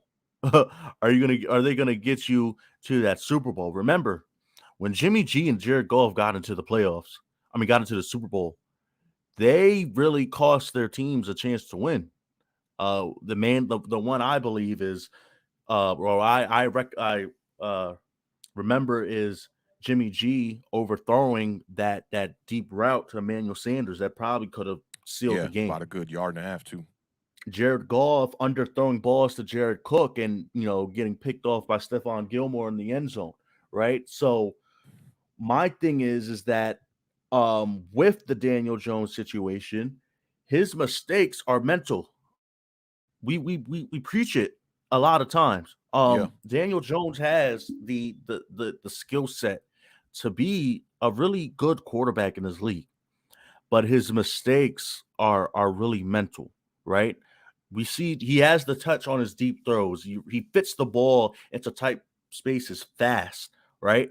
He has, if you want to use a read option with him and not run him into linebackers, I'll say that for one. Not running him to linebackers, but he has that straight line speed, and he's probably one of the fastest quarterbacks in straight line speed, right? But his mistakes are mental, not seeing guys, not going through his progressions, his pocket manipulation, all the mental intangibles that separates a guy like Daniel Jones from a guy like a Derek Carr. I could say that because I'm not going to Yeah. compare him to somebody like a Tom Brady or one of the elites, right? Yeah, Or Aaron Aaron Rodgers or Rodgers. somebody like Yeah, that, right? Russell. but somebody that is comparing to somebody that is good, but it's not on that level. So that's why I said Derek Carr. Um, you got to be able to improvise. And with Judge, right? If we build this team around him, look at how Jared Goff and how Sean McVay was ready to get Jared Goff out of there. We see that one video where Jared Goff was talking to Sean McVay and Sean McVay turned his head and had like a weird Yo, face. that video, like it, there's certain things in this world that like really creep me out that shouldn't creep me out. Like it's just a regular turn and a regular face, but when he like looked and he was like, I was Like he like, was ready to get him yo, up out he of looked there. like the devil, bro. It's like the most scariest video to me. It's just a weird, like, I don't even know what to call it, man. It's just like, I keep posting that video on Twitter because it really creeps me out. Like my hairs are standing up just thinking about it because Jared Goff's over there like, yeah, man, I almost tripped over my feet. And he's looking like a big goof, And then you Yeah. got Sean McVay just like making his face of just like, this guy can't be my quarterback. And who knows, that could have just been like, the cameras caught him a certain way. He did have on a headset. I try to like, give the benefit of the doubt that maybe that wasn't the real moment, but it probably was. And I'm gonna say this, Joe Judge, I'm usually on the train of, if you're a head coach, I want you to have a general manager that you can work with, and I want you to have your own coaching staff, and I want you to have your own quarterback, right? Um, Joe Judge really hasn't had that like outs. He's selected his own coaching staff except for Garrett, and it's crazy that when we talk about Giants, we could talk about all these political conspiracies within the Giants organization, and I really believe that Jason Garrett was a John Mayer hire just because Jason Garrett used to be in the organization, Yeah. and he probably just wanted him there. And I had a conspiracy theory that if Joe Judge were to be fired in season, that Jason Garrett would be our next head coach, just because John Mayer I probably remember you loves him saying that that. much. Right. But like I said, Joe Judge didn't pick his own quarterback, so maybe he uses that as a plea to keep his job, right? So I'm gonna take the under on that because I don't feel like Joe Judge is the guy in general. And even if he does get another quarterback, I feel like what I've seen these past 2 years, I know the 1 year with his time management and stuff was pretty bad. People gave him excuses because it was his first year. But now we're seeing a lot of the same stuff, and it's actually pretty worse, Yeah. to be honest. So that doesn't really give me much faith. I don't care if you were to have Daniel Jones in there. I don't care if you were to trade for Russell Wilson. I don't care. I don't care if you were to trade for Deshaun Watson, because we saw when you have a coach like that, their careers won't last long, because sooner than enough they will burst the bubble. We saw that with Bill O'Brien, I was right? going to bring him up. That's a good point. So my thing is, like, I don't know if getting a new quarterback is really going to save his job and really going to just change his thoughts overnight, right? I Yeah. don't have any faith in that. So I'm going to select the under on that one. But this was really a tricky question, because I was waiting, in the back, or I was waiting while you were doing the stuff, and I was really going back and forth. These past two statements had me going back and forth. So and I know you were coming up with a hard time trying to get some statements. So props to you for So that, because week 14 right now. And you know what's good is that two of the statements from Twitter seem to split the room, and it was the last two, which is really good. Like this one, we did get a couple people that said it was an overreaction, and Mhm. some people that said it was an underreaction. And the one before this about the Gettleman leaving the team in worse shape than when he got here was another one that was split too. And I try to do that on this show because it's like, at this point in the season, the Giants sitting at 4-9. Nobody has much to look forward to, but I try to bring up questions that will split the room. I think that, those will be the better statements that'll build for better, speaking Mhm. points and whatnot. So I'm surprised that I'm really surprised that the last one split the room a little bit. Yeah. And this one I'm a little bit surprised. I thought that more people would say, that Daniel Jones, you really can't succeed with a quarterback like Daniel Jones. But I'm with you, man. I'm taking the under on this one because I've seen enough of Daniel Jones. Even at about week 6, week 7, I told myself the whole evaluation period of Daniel Jones for me is over. I see what he is in a quarterback. He can win games, but the ceiling. Somebody said this on Twitter to me, and they brought it up, and it's a really great point that Daniel Jones' ceiling is Ryan Tannehill. Like the best that we will ever see Daniel Jones play football in the NFL is Ryan Tannehill. And for me, I don't think that's good enough to be the quarterback of the New York Giants, especially when we don't have that kind of a roster. Yeah. Can't forget that the Tennessee Titans are one of the last teams alive still banking on a bruiser type of running back. You got them. You kind of got Minnesota Vikings with Dalvin Cook a little bit, and you maybe Ezekiel Elliott. There's not many other running backs like that are just you're going to be able to just hand them the ball 20 plus times every game, and it's going to be a winning formula. And even over there, they've got AJ Brown and they've got Julio Jones, and it's still that offense is still not quite clicking. And Tannehill has regressed a bit this year. I need that quarterback that is going to elevate the players around him and who can go above and beyond the X's and O's. One thing we haven't brought up today, the throw that Justin Herbert made right before the half. Yeah, That's the man. kind of quarterback I need on my team. If you look at it, and I saw Mike Too Nice breaking down the play. He posted the video and he said something on it that made a lot of sense. He said, Mhm. "Look at the left tackle right when he says hike." Completely gets blown up. Pressure immediately coming from Herbert's left side. He sensed it within a second. He starts rolling out to his right. He knows about how much time he has left before he can make that throw. He lets the ball go down the field, and it's a dart almost kind of across his body a Yeah. bit because he was on the right hash and he threw it to the left hash. Perfect throw, and now you got a touchdown scored in the last seconds of the half. The New York Giants now have allowed 59 points in the Mm. last 2 minutes before the half this season, and they've scored 0 points in the last 2 minutes before going into the half in all 14 games, or all 13 games now. Mhm.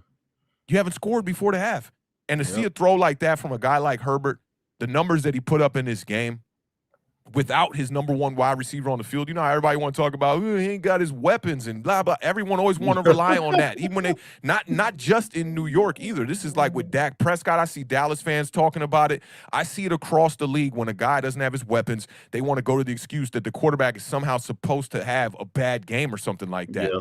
And Herbert showed you without Keenan Allen in the lineup. I mean, this dude lit it up for 275 yards, 3 touchdowns. Completion percentage was just on fire. I mean, that's how you do at the quarterback position, and that's what I'm looking for. It's 2021. You got to go out here and find the right players. Herbert was 23 of 31 on the day. I mean, that to me, there's not that big of a regression when you put a guy like Mike Glennon in the game over Daniel Jones. And I saw a couple people in the chat talking about this too. You know, somebody was saying, like, you look at Glennon and he's getting time. I think it was Cow Tunnel Productions. He was saying that, and somebody in the chat was kind of disagreeing, but like, Mike Glennon is garbage. To me, that says a lot about Daniel Jones, because you can put a garbage quarterback in here behind a garbage offensive line, and Mike Glennon can still go out here and get you 2 passing touchdowns and 1 rushing touchdown. That should make sense. That should not make sense. And to me, it's just more of a concern at the quarterback position because of that. And if you follow me on Twitter and you follow the show, I've been screaming a whole free Mike Glennon thing. And yeah, it's one big joke. But at the same time, there is some truth to it. You got a guy who's 6-23 as a starter now coming in, and the regression is not that different. Yeah, you should see a major regression. When we saw Colt McCoy come in that the 2020 season when Daniel Jones got hurt, you saw a regression in the offense. Colt McCoy threw for 110 yards. He couldn't find a way to get the ball downfield at all. And you knew that there was a major discrepancy in arm talent when it came from Colt McCoy to going to Daniel Jones. So I think Daniel Jones has some of the talents to be able to be a successful quarterback in this league, but he's not that guy that's going to make things better from the quarterback position when everything around you is worse. We're looking to make everything around him better to then make him better. And for me, that just says that Giants fans and people around the community that are supporting Daniel Jones are simply just trying to lower the bar to make him look like he's a better quarterback. And I'm not ragging on Daniel Jones. I always tell people, I got into a little argument yesterday on Twitter where somebody was like, you're a terrible fan or something like this because you're always saying how trash Jones is and how bad Jones is. I know how to use my words. Y'all got to understand what background I come from. I come from music and I write lyrics. I'm a hip hop artist. I know how powerful words are. Check it all. You can look at every podcast, go back and look at every tweet. I've never called Daniel Jones trash. I've never called him garbage. I've simply called him average every time I refer to his play.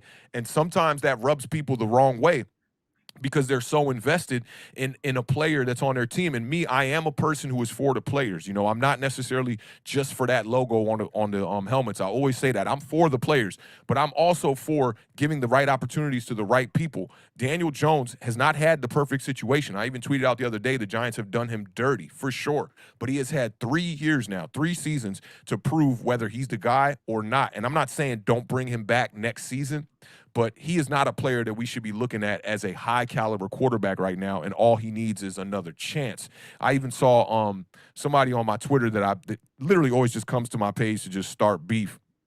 He was like, I'm sick and tired of seeing people have mediocre players as their profile pick on Twitter.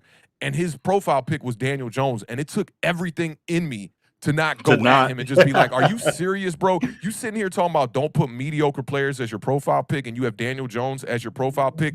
And that's not to necessarily say that Daniel Jones is all the way mediocre, but he's definitely an average quarterback in this league. And he hasn't proven that he's up there with the guys like Garoppolo or the guys like Teddy Bridgewater or the guys like Ryan Tannehill. So I think we got to stop comparing him to those guys because we're doing those other quarterbacks a disservice. If you ask me, I'd put Daniel Jones maybe in that ballpark of a Jameis Winston and maybe not even quite there yet.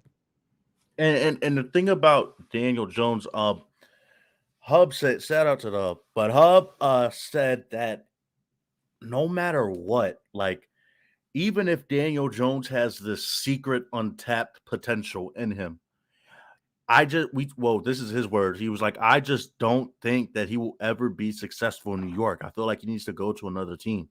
And I'm kind of feeling that same way as well. Like, I just don't see him, and that's no disservice to him, but I just don't see him succeeding in New York. I don't feel like he's built for New York.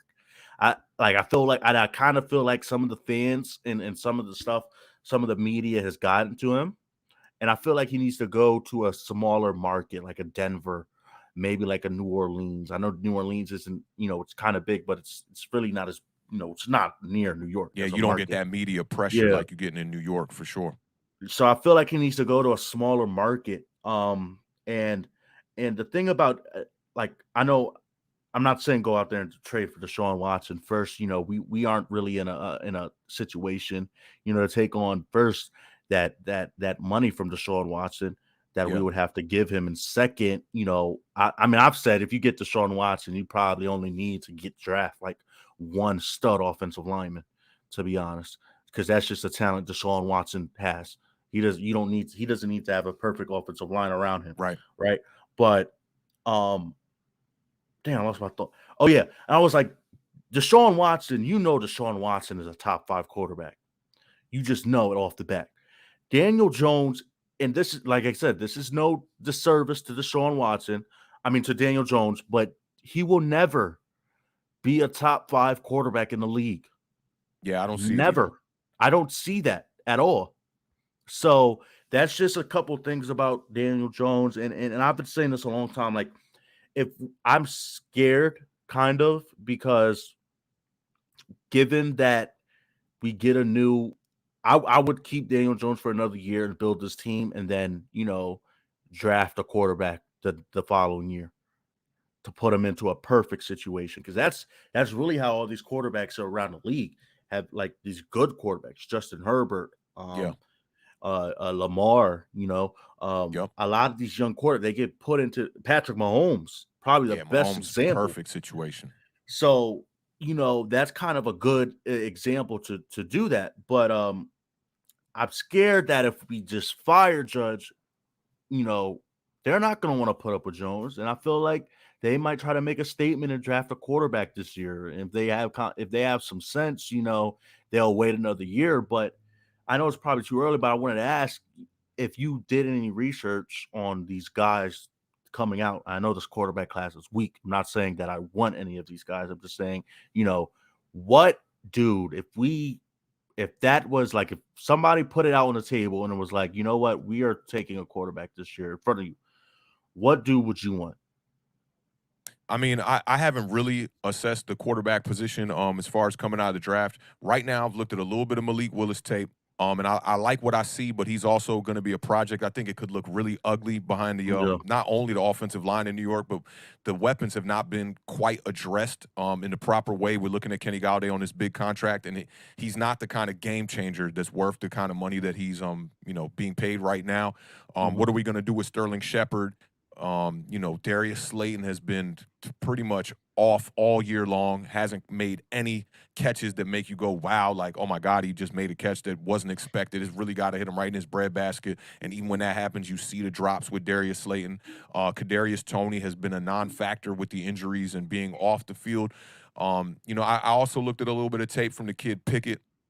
And he looks to have all the intangibles, but it's easier to look that confident in college. Yeah. That's the thing. And you don't know what it's going to look like in the NFL, which is one of the reasons why I don't watch a lot of college football, is because the speed just doesn't translate to the NFL well. So you see guys who are just amazing in college, and then you get to the NFL and they struggle. And even looking back at some of Jake Fromm's tape from college, his tape looks like, oh, this kid looks like he's better than maybe both the quarterbacks we got on the roster right now. You never know, but they're seeing something in practice where it's like, this kid's not ready. So you never know, and it could be the speed of the game. Trevor Lawrence is another good example. Looked like he was going to be, a straight up prototype at quarterback coming out of college. And now you're seeing a kid who's struggling right Mhm. now. I believe it's 8 touchdowns, 14 interceptions over there with the Jacksonville Jaguars. So off season, I'm going to It's go. that bad? I know I Is know he's got Trevor more Lawrence? interceptions than touchdowns for sure. Oh, I'll look it up wow. to double check right now. Um, I right didn't now he's even sitting realize that. on 9 touchdowns, 14 interceptions. Good Lord. Yeah, so he's struggling, man, and it goes to show you that deficiencies of a bad team, you can't fix that With the unless you got quarterback. a true unicorn at quarterback, which it's so hard to gauge whether these guys are that or not. So it's going to be a difficult thing for me. Once the season is done and once we get into the playoffs, I'll be able to kind of slow down as far as the content goes and be able to dig more into the quarterback situation. But Malik Willis it'd be difficult for him to come here and succeed. Yeah. It would look a lot like Jalen Hurts, if you ask me. It'd be hard for him to throw the ball behind his offensive line. He'd have to rely on his legs to be able to make plays and extend plays. But you know, Philadelphia has had their flashes this year with Jalen Hurts, and it's looked good at times. But then at other times, you're just like, wow, this is Yeah. looking really awful, especially the Giants game, man, with the 3 interceptions that he threw. So quarterback position is really tough for me. I wanted to get to the chat, and yeah, I'll keep you on if you're not running out of time or nothing, Ash, Oh are you? no, no, no, no, Okay, nah. sounds good. Because I wanted to run over some of the comments in the chat with you before we get up out of here. Definitely appreciate everybody pulling up to the show today, man. We've got just about 80 still in the building, man. Y'all know what it is, Authentic in the Beard.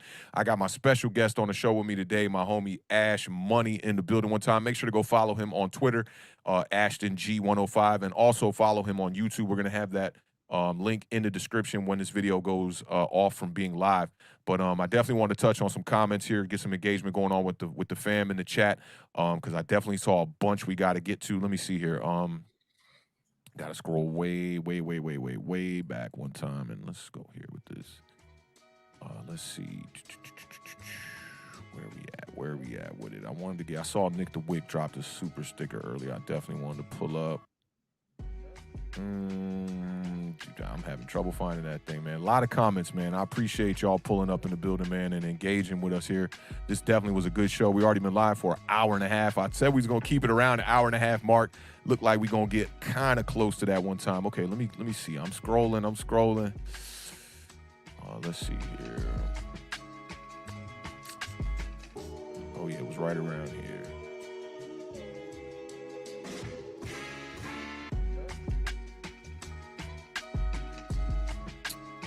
Still not seeing it.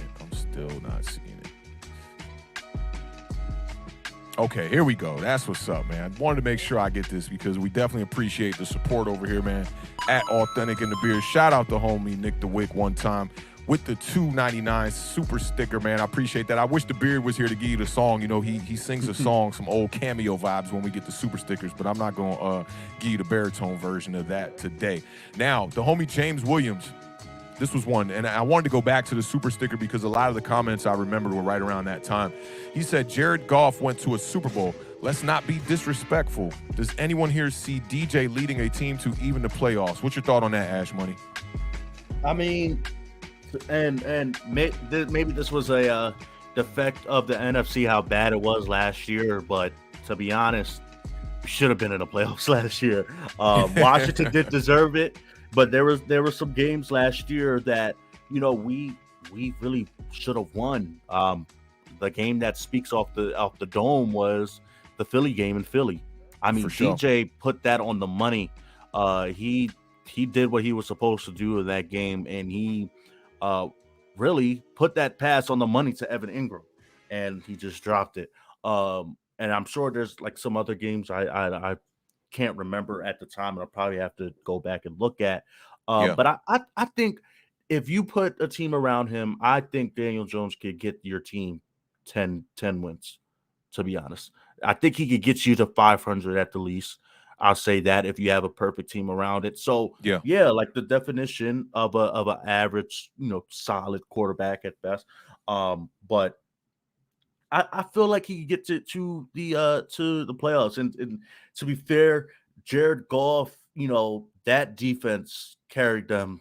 Or let me not exaggerate, but it played a big part into why, you know, they went to the playoffs. Yeah, Went and to the they Super had the Bowl. the running back situation, you know, all Yeah, ironed out as well too with Gurley out there.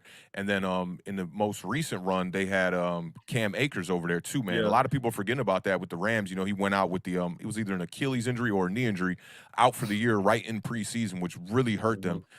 So, you know, the Rams definitely have a lot of firepower. We know offensively, as far as wide receiver core with Kupp and Robert Woods over there, definitely had And you know, the right weapons surrounding Goff for sure.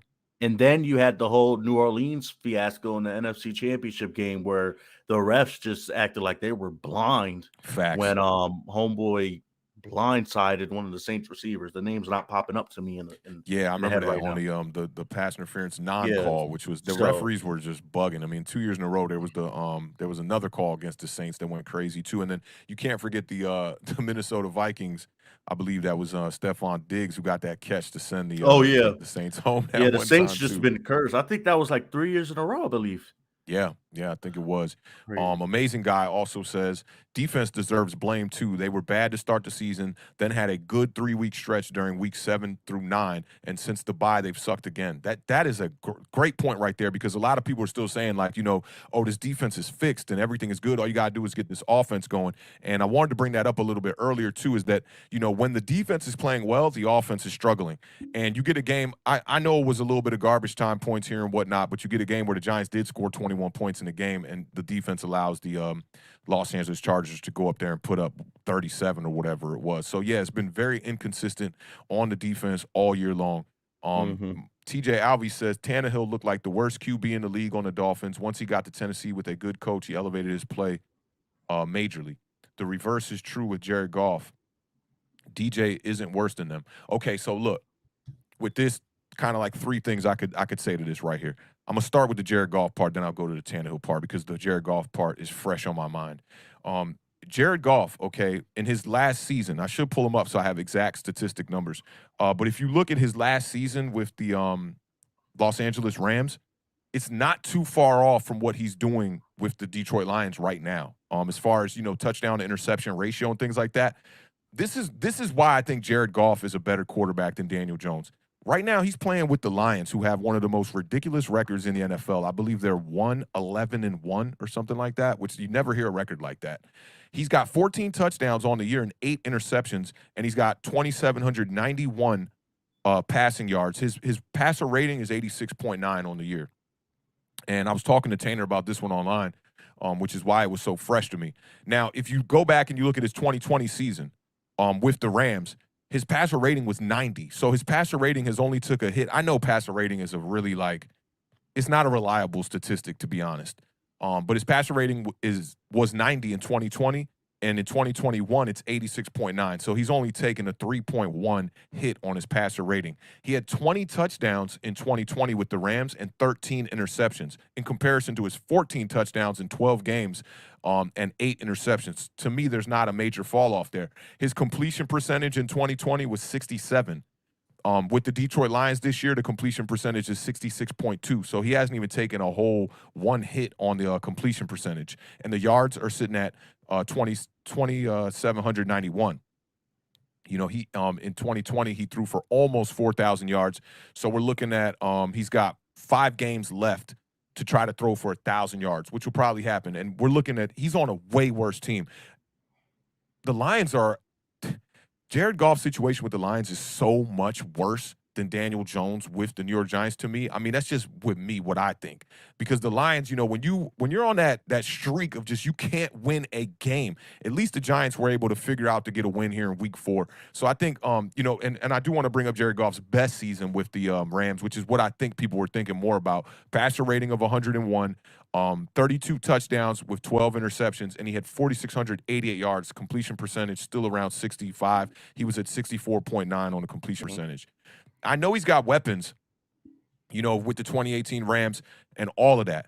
But it's hard to even see Daniel Jones having a season like that if he had the right weapons around him. And the mistakes, we can't forget about the mistakes. Jared Goff is the quarterback who is second in turnovers to Daniel Jones since 2019. As far as all players go, he was 2 turnovers behind Daniel Jones just a couple weeks back. I'm not exactly sure what it's at right now. So just to kind of address that portion of the question with Jared Goff, I think Jared Goff's a better quarterback than Daniel Jones. I don't think it's like, some like glaring number where he's like so much better than Daniel Jones. I don't think that, but I think he's better at taking care of the ball just by a little bit. He makes less mistakes. He's less risky, and I think he's a little bit more accurate than Daniel Jones. And dare I say, he's got a little bit more zip. I mean, you said it before. I mean, the number 1 receiver on the Lions is Khalif Raymond. Khalif Raymond, who's an ex-practice squad guy for the New York Giants. Now they brought in Josh Reynolds from the Rams, and he's been doing pretty decent. He's doing all right since he's been over there. I forgot about I forgot his name for a second. And literally right now, I mean, he's over Daniel Jones because Daniel Jones' injury, of course. But even when Daniel Jones was playing, he was still right there with Daniel Jones. And the thing about Tannehill had a major injury 1 year.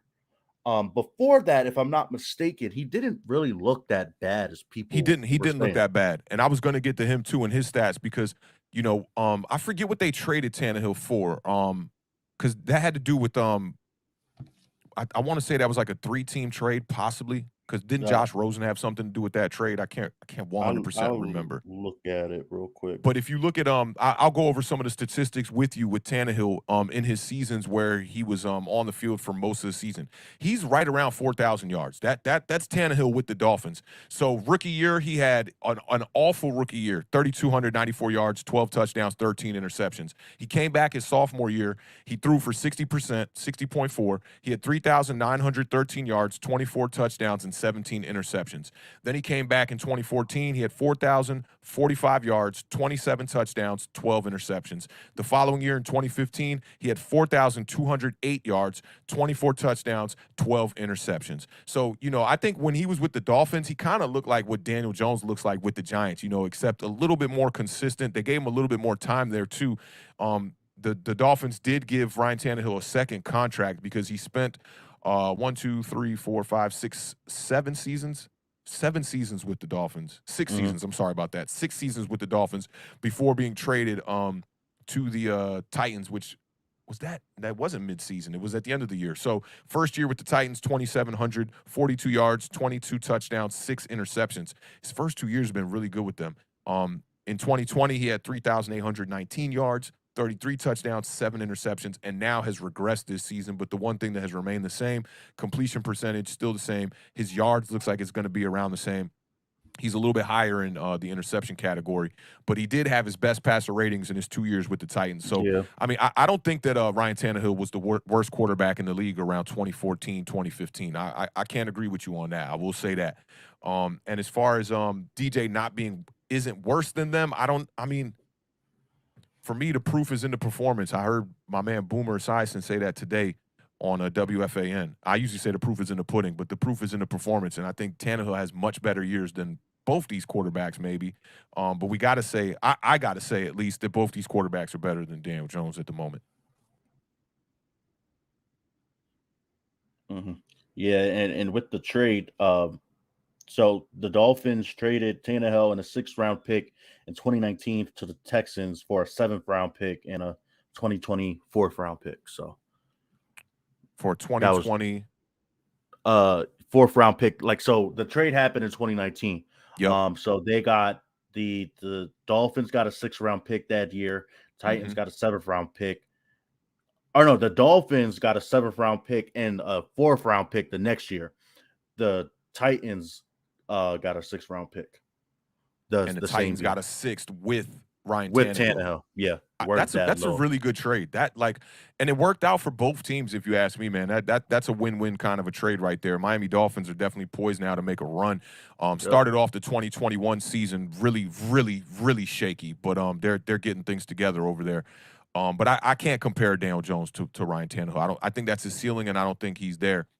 Don Vito, shout out Don Vito one time in the building, man. He said Sean McVay made Jared Goff look good. Facts. Who else? What else we got here? My man James Williams. Shout out James Williams one time. He said Eli Manning was a life changer. Daniel Jones can't change his own tire. That might be a little harsh, James, but I hear Oh you. my goodness. And Nick DeWick brought up Leonard Williams, who he's going to be out next Yeah. week. He got the elbow injury. We did see about that. They're saying that could be a little bit serious. I'm trying to see if there are any other ones here I want to highlight. Bub says Joe Judge doesn't manage the game properly. I don't know how he's going to fix that. Yeah, that's a major problem right there. James Williams also says that Dak Prescott was better than DJ coming out of college, and he wasn't a sixth pick. You take a quarterback at 6, and he has to be life changing. That's a good point, James. That's a really good point. I usually don't like to I like to say like once you get in the league, it's whatever. It doesn't matter where you were drafted, but this is true, man. Like your expectations are higher when you're a top 10 pick for sure. I've been ragging on Kyle Pitts a little bit as of lately because, man, this guy has about 6 straight games now with under 55 yards and, like, no touchdowns. He is not looking to be, like, the kind of caliber player you would have wanted to spend a top 10 pick on. And tight ends historically have not done well in the first round of the NFL draft, period. Lately, it's been Eric Ebron and TJ Hawkinson from the Detroit Lions who have seen some success as a first-round tight end. What else we got here in the chat from the folks? Let me get this. I forgot Eric Ebron was in still in the league. Yeah, I don't know where he's at right now, but he did see some success as a first round tight end. I know he's in Pittsburgh. He's in Pittsburgh right now. Okay, and Freiermuth is over there too, doing some things. Had that big drop on what was that, Sunday night last week, or was that that was Thursday night actually this week? Let me see. There was a couple others. Oh yeah, so amazing guy. He had a couple. He was talking about how Glennon scored in garbage time. And we shout out to the graphics department one time on Authentic in the Beard, and if you know, you know. The graphics department is us. We handle everything on this show. Let me get you the little garbage guy one time out here. The thing about garbage time, Daniel Jones had 3 opportunities this year in games to put up touchdowns in garbage time as well. And Daniel Jones doesn't have any games this season with over 2 touchdowns. And I know we're talking about the fall off when a backup quarterback comes in, but I just don't see that great of a fall off when Mike Glennon comes in the game. You definitely see some accuracy issues with Mike Glennon. Same thing goes for Mike Glennon as it goes for Daniel Jones as far as pocket awareness. They both struggle with pocket awareness for sure. But I don't believe in the whole garbage time, man. You score a touchdown. The Giants can't score. So it's like we can't say that these touchdowns don't count or anything like that, because as my man Mr. Prop says right here, the garbage touchdowns don't count. They got to count when you are the New York Giants, because we can't score touchdowns. So we'll take touchdowns anywhere we can get them. A running back or a wide receiver had not scored since week 7. It's been a whole month, over a month, before we got a touchdown from a wide receiver or a running back. And in between that stretch, we only had touchdowns from Evan Ingram, Kyle Rudolph, and Andrew Thomas, which is come on, man. That's pathetic. I don't care what plays are being called. Go off script and find a way to score touchdowns. And Mike Glennon, yeah, he scored some touchdowns in garbage time. One of them wasn't in garbage time, and 2 of them were in garbage time. I'll give you that. But touchdowns are touchdowns, man. You got to look for your starting quarterback to be able to find a way to put the ball in the end zone, especially the way that the Giants have struggled in the red zone all year long, man. So we over here at Authentic in the Beard, Authentic. The Beard will tell you, bro, we don't believe in that whole garbage time thing, man. You look at the game with the Dallas Cowboys against the Raiders on Christmas, I believe that was. Man, they were down by 20 points entering the fourth quarter. You look at the Raiders against the Eagles, the Eagles were down major against the Raiders in that game. They ended up scoring a bunch of points to make that score look a little bit more close than it was. Pittsburgh Steelers against the Minnesota Vikings on Thursday night. That was a complete blowout, bro. If garbage time doesn't matter, then that's not a one-score game at the end of the day. So I can't agree with y'all on that whole garbage time stuff and garbage time not mattering. It does matter. And those points matter for sure, especially when you're looking at the stat box at the end of the day, especially for guys like Daniel Jones that are trying to put up stats on the board to keep his job for next season. I think garbage time definitely matters. Shout out to the homie Anthony Mandanici, I believe, or Mandanisi. He says, so disgusted, man. I get that our backup quarterback sucks and our O-line is terrible. Chargers are the exact type of team that always feasts on our defense. Big, strong arm quarterbacks that we can't get pressure on. And that's facts. I saw somebody talking about how Azeez Ojulari disappears sometimes at the end of games or during the stretches of games, which is totally true. Getting sacks and getting to the quarterback is one thing, and that looks good on paper and whatnot, but you got to be able to show up, snap in and snap out. And that hasn't been the case for the Giants. And now we got Leonard Williams out with a elbow injury. It's just going to get worse. I mean, we're just not going to get pressure on the quarterback. Something that I feel they got to address in the offseason. 3 things that 1,000% need to get fixed for the New York Giants to me, starting with the offensive line. Then we got to get this edge rusher situation fixed. And I think the quarterback is the third one that needs to be fixed as well. Let's see what else we got before we get up out of here. Let's see. I'm looking for some good ones here.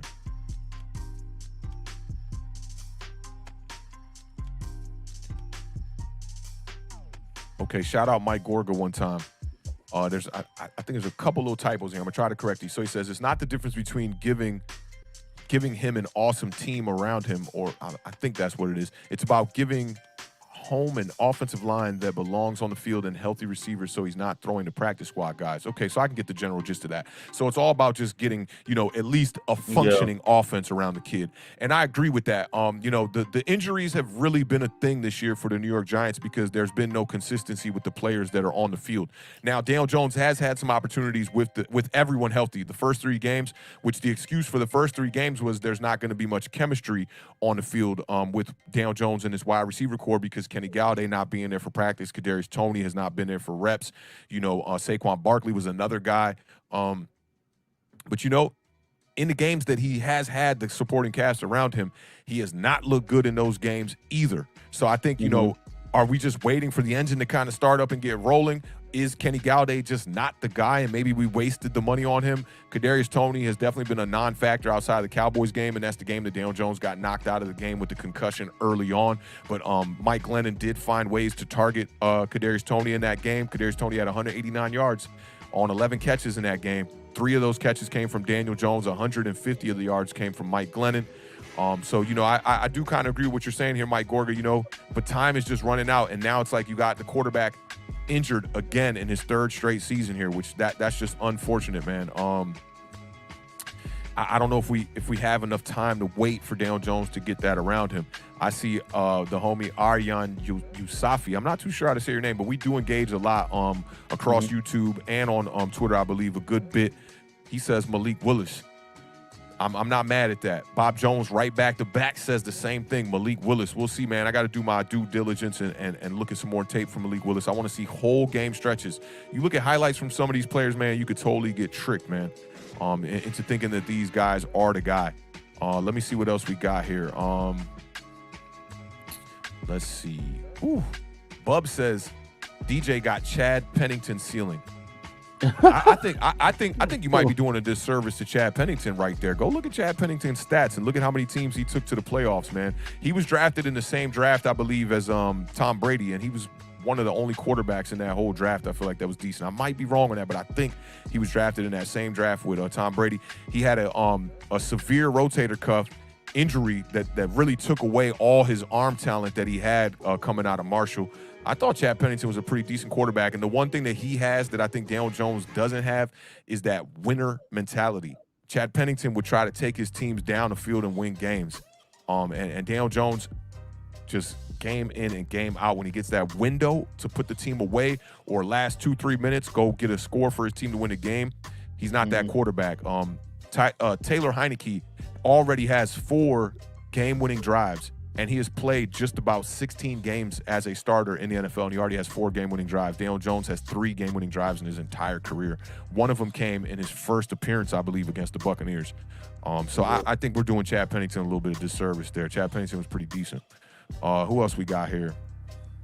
Bubs also says that he thinks Pickett will be a good draft pick. Right now, I'm feeling like that too, man. He's got the stature, big arm, quarterback sits in the pocket, definitely shifty in the pocket, can maneuver, good footwork. I got to see a little bit more, like I said about Malik Willis. I want to see entire games. I just looked at Pickett's highlights, and I need to look at the entire games. Mike Gorga says Malik Willis is only 6'1" as well. That's something to keep in mind for sure. Who else before we close this out? Let me just see. There's so many comments. Man, shout out to all these new people in the building too. Derek Lawless, I see you in the building, man. What's up, fam? Good to see you here. What's going on? Max Webster says, would y'all bring back Hernandez on a cheap deal? I'm going to answer this one very quickly, very shortly. No. Hell no. No. He says, hell no. Mike Gorga says Hernandez is horrible. Yeah, he's been straight up just awful the past couple of seasons here. Had a spark when you started, but now you just garbage, to take a line from one of my favorite lyricists on this earth one time. Who else we got out here? Let's see. Mike Gorga says this is the worst O-line he's seen in 55 years of watching New York Giants football. I got about a good 30-plus years, and yeah, this is one of the worst offensive lines I've seen for sure. Man, my man James Williams said DJ is an accountant in real life playing a quarterback on TV. Did y'all see Herbert yesterday? That's definitely a real quarterback, man. My man James Williams is definitely off the Daniel Jones train 1,000%. An amazing guy says Goff has more experience, to be fair, than Jones. You know, I'm kind of just starting to get annoyed with to be fair, when it comes to Daniel Jones. I feel you. He's got more experience, but he earned the experience. That's the thing. He went out there and he played good football to earn that he was that guy that could move forward with the Rams when he did. And when the clock ran out, they got rid of him, you know? So, and we're still looking at him as a quarterback who's putting up better numbers in Detroit right now. That's kind of pathetic, but I hear you out on that one, amazing guy. I definitely feel you. Mike Gorga says, don't forget about DJ's rookie year. Even those offensive lines were tons better than this one, even though they were bad. Yeah, that offensive line rookie year was definitely bad. And I think with Jason Garrett coming in here and trying to correct some of the turnover problems with Daniel Jones, I think it took away a little bit of his gunslinger mentality. And now he's so concerned with protecting the ball and his livelihood as an NFL quarterback. I think that plays a little bit into the part of why he's regressed a little bit too. Let's see. Can we get a couple more before we get out of here, man? Mike Gorga says you can't count on Gates or Lemieux. That's true because Gates with the injury, that's facts. Let me scroll down a little bit more. Gates might not play again. Yeah, Gates might not play again. We'll see, man. I was at that game, man. That was everyone in the stands thought it was Daniel Jones on the ground, and the dude I was with at the game, he was so damn drunk, he was just like screaming, "It's Daniel Jones! It's Daniel!" No, everyone in the end zone was just like losing their mind. I'm like, bro, stop screaming that, and then you see Nick Gates get carted off just shortly after that, man. So I'm praying for Nick Gates, man, that he can get his injury situation and that leg can get back to 100%. If anybody can get through it, I think it is Nick Gates. And Amazing Guy says the Giants better not draft a quarterback. Amazing Guy is very high on Daniel Jones. I almost said rightfully so, but I don't mean that. It's not going to surprise me if the Giants draft a quarterback, but, you know, they had the pressure from the fans last year as far as getting weapons. So they went out here in this 2021 draft, and they went out there and they straight up went after weapons. That's all they were thinking about. Let's go get our weapon in the first round. They didn't draft any offensive lineman, which is a disgrace to this offensive line because we needed that help. I don't know. I'm like, it kind of reminds me of the Eagles situation last season. You know, you saw a little bit of Jalen Hurts, and you know, you tried Nate Sudfeld at the end of the year to see if he could give you any kind of a flash in that fourth quarter against Washington, to see if you would bring him back, because Sudfeld had like never played in the whole tenure that he had with the Eagles. And I had said going into that offseason, it won't surprise me if the Philadelphia Eagles go out here and draft a quarterback. Instead, they went out here, they traded up, and they got Devonta Smith, which I think was a great signing because their wide receiver room is definitely lacking. But for me, it won't surprise me if the Giants draft a quarterback and an offensive lineman in this draft. I mean, you look at the Green Bay Packers. They drafted a quarterback in the first round, I believe. Jordan Love, I think, was a first-round pick, maybe an early second-round pick. But they got one of the best quarterbacks in the league right now over there, and they still drafted a quarterback. It's a developmental thing. Even if you bring Daniel Jones back next season, if you see a guy out here in the draft that you think can maybe be the future of this franchise, you better go out there and draft him. I think it's as simple as that. Yeah. If you have your guy and you think he's your guy, you take him. I mean, yeah, Pickett's out there and you like him and you think he has the assets to be a quarterback out here in New York, go get him. If you think Malik Willis is that guy, go get him. You know, I think it's important to, like, not pass up on players. If you like them, you like them. Let me see. Oh, man, this is about 2 or 3 weeks ago, I wanted to bring this up. Shout out to the homie Yo Was Good one time in the building, man. Hope all is well over there. He said, go back and look at Kelvin Benjamin's comments. He was on to something with Judge. Yo, I'm going to tweet this out today. This is straight up facts. Kelvin Benjamin had said that Joe Judge is pretty much a TV coach, like James was calling Daniel Jones a TV quarterback.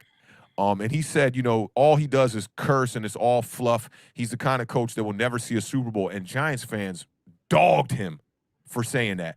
And those comments look more and more true now in today's day and age right now with Joe Judge, because Joe Judge, all that fluff we're getting in these press conferences, I haven't even gone and looked at the press conferences from this week or from last week, but this is a really good point. Yo, what's good? What's your thoughts on this one, Ash Money? Yeah, I mean, you know, Kelvin Benjamin, and you know, rightfully so. I mean, this dude was he went about, I would say he went about it wrong, but he definitely, you know, we definitely were blinded. I say about 90%, 95% of the Giants community was blinded by Joe Judge. And you know, we didn't really want to hear what Kelvin Benjamin had to say. We didn't. You know, the reports came out that he was having trouble losing weight. He was yelling at the coaches and stuff. So we didn't really want to hear what he had to say. But if you look back at some of the stuff that he said, and I don't know word for word, but I kind of have a distinctive, I said descriptive, a distinctive like memory of some of the things he said about Joe Yeah. Judge, just being for the cameras, not really like he's not really wanting to work with you, da da da da. Um, it seemed it lays into hand about it kind of goes in the hand with what we're seeing now, right? So I'm definitely gonna go back and look at the Kelvin Benjamin comments because I did like bookmark that article on a tweet on Twitter. Yeah. So I'm definitely gonna go back and look at that. And to be honest, my mind will probably be blown by about the stuff he said and how true it is. Probably spot on accurate. Shout out to the homie Sank Zappa. I hope I'm saying that right, man. That stash game is on 1,000. You definitely are competing with Gardner Minshew with that stash game. That stash game is on fire right there. He says Mara loves Judge. He thinks he's found his Bill Belichick or Bill Parcells, and there's just no way he gives up on another coach this soon. And he says that's from a Ralph, how do you say that, Vasaciano article? Maybe Vaciano article. I'm gonna definitely check that out, man. Appreciate you bringing that to our attention. And this is a good point too. Oscar Unrated brought up. He said losing teams don't get the chance to sit a developing quarterback because people demand they start. Yeah, Yeah, all the teams that we've have seen where the quarterback had sat, and we see good examples of how to do that and develop the players. The most two recent ones being Aaron Rodgers for me with the Green Bay Packers, and also Patrick Mahomes with the Kansas City Chiefs. There wasn't demand for them to get on the field because those teams were pretty much winning, especially with Patrick Mahomes. And now you got Jordan Love sitting on the bench behind Aaron Rodgers. even Nobody's calling for his job. even look at Daniel Jones' rookie year. I mean, Yeah, how better would he have been if he sat and shout out to G Nation. He was the one I remember saying he said this from the jump. yeah. How better would it have been for Daniel Jones if he sat behind Eli Manning for a full season? Oh, it would have been But fantastic. since Pat Shermer, since the Giants wanted to see something from Pat Shermer, and Eli Manning didn't have a good 2 games, and Pat Shermer felt like he needed to save his job, he put Daniel Jones in after 2 games. So that's just something that a lot of people think that you don't need to sit quarterbacks for a whole year. Since like back in the Eli days or Brett Favre days. I mean, Yeah, not Aaron Rodgers days when he first came in. I mean, Aaron Rodgers sat for like what 3 seasons, I believe. yeah, yeah, So it's some things from the past, from other eras of football. Those things just don't change as the other eras come into play. yeah. Um, the game has changed, but there's just some things that just stay the same. To be That's honest, facts. Steve Young is a one example I think about too. When he was sitting behind Joe Montana for years there, they knew they had a guy that was more mobile, similar arm talent, maybe even better than him, and they waited a while before they pulled that trigger on him for sure. But you're right, and when I think about losing teams, I think about Dwayne Haskins with the Washington football team. I think about the Philadelphia Eagles situation with Jalen Hurts. As soon as he came in and they saw a flash, it was like, oh, it's time to get rid of Carson Wentz. Who else can we think of here? Dak Prescott sat the bench for a little bit, but he wasn't, a high draft pick. So he got to sit the bench, and injury is why he got in the game. And then they found out yeah. that he was definitely the guy. But this is a good point you make here, Oscar. Yeah, when you're losing, fans are going to demand you do this and you do that. And the one thing that I hope this year happens with whoever they bring in as the new GM, and if they do decide to bring in a new coach, is that they don't take pressure from the fans. You see the popular takes going around the internet of like, yeah, just spend it all on offensive line. Just spend all the draft capital on offensive line. I'll bring this up again. The Rams in 2016, the way that they built that team was very untraditional. So I see a lot of people on Twitter saying build the team right. There really is no right way to build a team. You see the Rams have had success in trading away their first round pick every year since Sean McVay has been there. Not only are they trading away first round picks, they're trading away talent, players that are proven over there. They wheeled and dealed guys like Brandon Cooks after spending high draft capital to trade for him. They got rid of guys like Brandon Cooks, and they've traded for depth in the middle rounds of the draft. So for me, and a message to the Giants fans out there, don't rule out the fact that we could take one of these high first round picks and be able to trade it for maybe 2 second round picks or a second round pick and a player or whatever is the most feasible way to make this a better offense and a better team. It's not just you got to go out here and just draft players. Go look at Yeah. draft boards across the league from years in the past. Nobody's hitting on every draft pick, especially when you're expecting an offensive line to come in here and salvage the career of a Daniel Jones who really only has 1 year left. So what you're saying is you want to draft 3, 4 offensive linemen in this draft and hope that they can all come in and just be day one starters, and then somehow that's going to miraculously save Daniel Jones' career.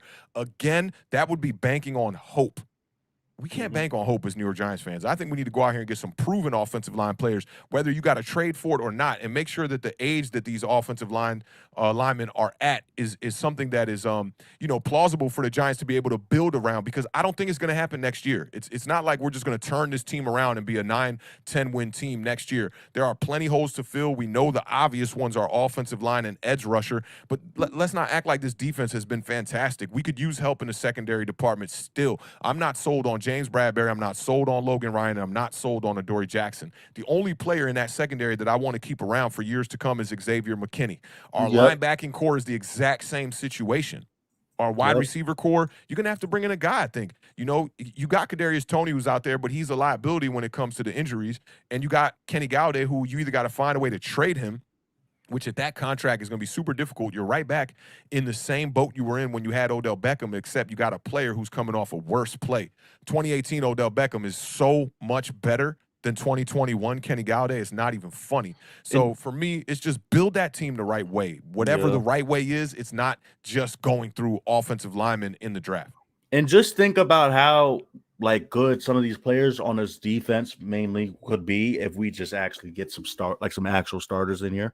And I know Blake Martinez, suffered injuries, or Bill Peppers, but think about how good Tate Crowder would be as a depth piece, right? That's no knock against him, right? But it's clear, you're not going anywhere with Tate Crowder as your starting linebacker, right?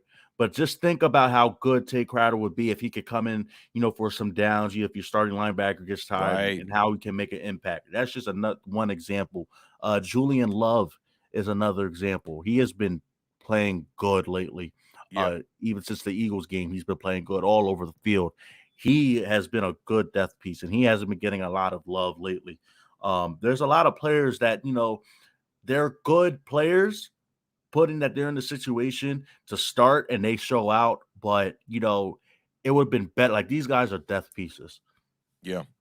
You made a great point right there about guys like Tate Crowder. I mean, if you were to actually have some real talent around him and you could bring that guy as a depth piece when somebody goes down, then it makes sense. But we're looking at Tate Crowder now as our starting linebacker, which, granted, he was thrusted into that position because of the injury to Blake Martinez and we not having much depth in the linebacker room. But I like Tate Crowder moving forward. He's a player that I talked about today on Twitter with in that thread with Pizzle and Entertainer, because Pizzle was saying no matter what, he would be right about Nate Solder because there's no other Giants players you could look at as a comeback player of the year, because Pizzle was on record saying like something about Nate Solder will be the comeback player of the year. But I mentioned Tate Crowder. Like, Tate Crowder's a guy who came back, had a great season. And we can't forget about Andrew Thomas, who's another great piece on this Giants offensive line as well, too, that you can build around. So you have, really, for me, there's about 4 players that you can build around on the New York Giants right now. Kadarius Toney being one of them, Andrew Thomas being another, Xavier McKinney, and I'm trying to think. So I got Xavier McKinney, I got Andrew Thomas. Do you think Aziz or is it too Kadarius much? Toney? I like Aziz. He's a piece you could definitely keep around for sure. And that's probably it. That's really probably it right there. Maybe you keep Saquon Barkley around, but the Giants have failed in how to build around Saquon Barkley. You got to get that stud running back. And I think that's why Jared Goff is actually having some success with the Detroit Lions, because the running back situation is where they don't really lack. With Swift and Williams over there, they got great pass-catching running backs and, the 1-2 duo that I've been looking for all year long, man. And another comment here that 2 back-to-back comments I want to highlight, and then we'll get up out of here. Raziel the Great says, when an organization starts listening to the fans about player personnel decisions, they've lost their way. Dog, 1,000%. And I'm up here just giving my opinion, but I don't expect the Giants to be like listening to my stuff and being like, yeah, let's do it the way that one of the fans is saying. No, absolutely not. No way. And Cal Tunnel Production says, nah, it's all winning versus losing. If we are losing, these things pop up.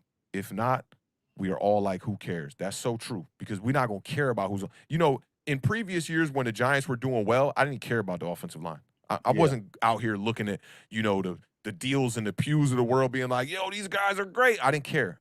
Who's scoring touchdowns? That's all I wanted to talk about. Is my man Odell catching touchdowns? Is Amani Toomer out here getting touchdowns? Is Victor Cruz out here getting touchdowns? Is Tiki Barber getting in the end zone? That's all I was thinking about. And now when the team is so bad, they got me out here actually assessing offensive line players, which I don't even look at that when I'm watching football that much. I like to focus on the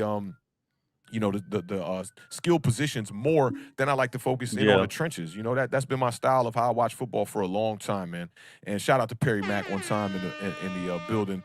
He says, "Hog Molly's my ass. We were lied to. We were definitely lied to, man. I'm gonna do my diligence, just like Ash Money was talking about, and I'm gonna go back and look at those Kelvin Benjamin articles. I'm gonna retweet a couple of those today, man, and I'll make sure to tag you in those, Ash, because that Hmm. that hasn't came up this year, and I think that needs to be more spoken on because had Kelvin Benjamin out here looking like a damn fool when in reality, Joe Judge is really not the coach, and that's what it's looking like right now. Yeah, man. Let's see here. Oh, this is a good one from Old Man Rob. He says we are 0-5 against the Chargers since the Eli Manning trade. Dare I say cursed? Dare I say we're cursed? Maybe, man. Yeah, we're definitely cursed, man. But Ash Money, I won't keep you any longer, man. I appreciate you pulling up, man, today for this week 14 edition of the Giant Overreaction, man. Shout out to the fam that's still in the building 2 hours later. Y'all know what it is.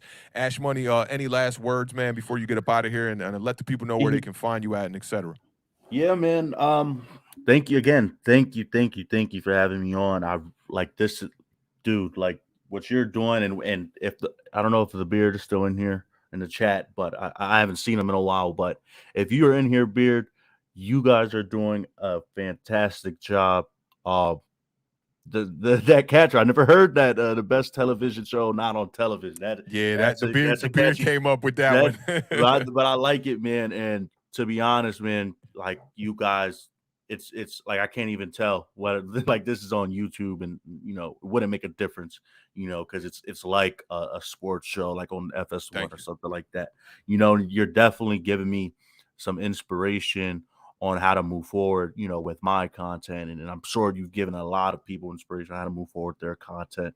Um, and for everybody, I'm sorry, my Wi-Fi when I had to shut off the had to shut off the camera, but it's been great talking to you guys, hearing everybody's opinions, even though we don't agree on some, or we do agree on some. That's just human nature, and that's the beautiful thing uh about us as humans. But Facts. if you want to find me, I took a break from uploading. And but you can find me at Ash Money Records Sports Topics. That's my channel. Ash Money and then Records with a Z. And then just type in that and you should see both my channels pop up. That is, I have an entertainment channel as well. But like I said, I am in the middle of trying to move forward and rebrand, and probably have a clean slate, as some Giants take the information as well. But and I'm starting a new podcast with my colleague, my friend in college. So that should be coming soon next year, like Dope. mid-January. So look out for that. But yeah, Authentic, put my thing in the chat. You can find me on Twitter. I'm very active on Twitter. I've got to deal with some people on Twitter. I'm very Big active. facts. And that's at Ashton, ASHTON G105. You can find me there. And everybody wants to talk sports. I'm always up for it. And everybody wants to do work together. I'm up for that as well. But thank you for having me on, man. I really appreciate it. Man, definitely appreciate you pulling up in the building, man. That's Ash Money, y'all.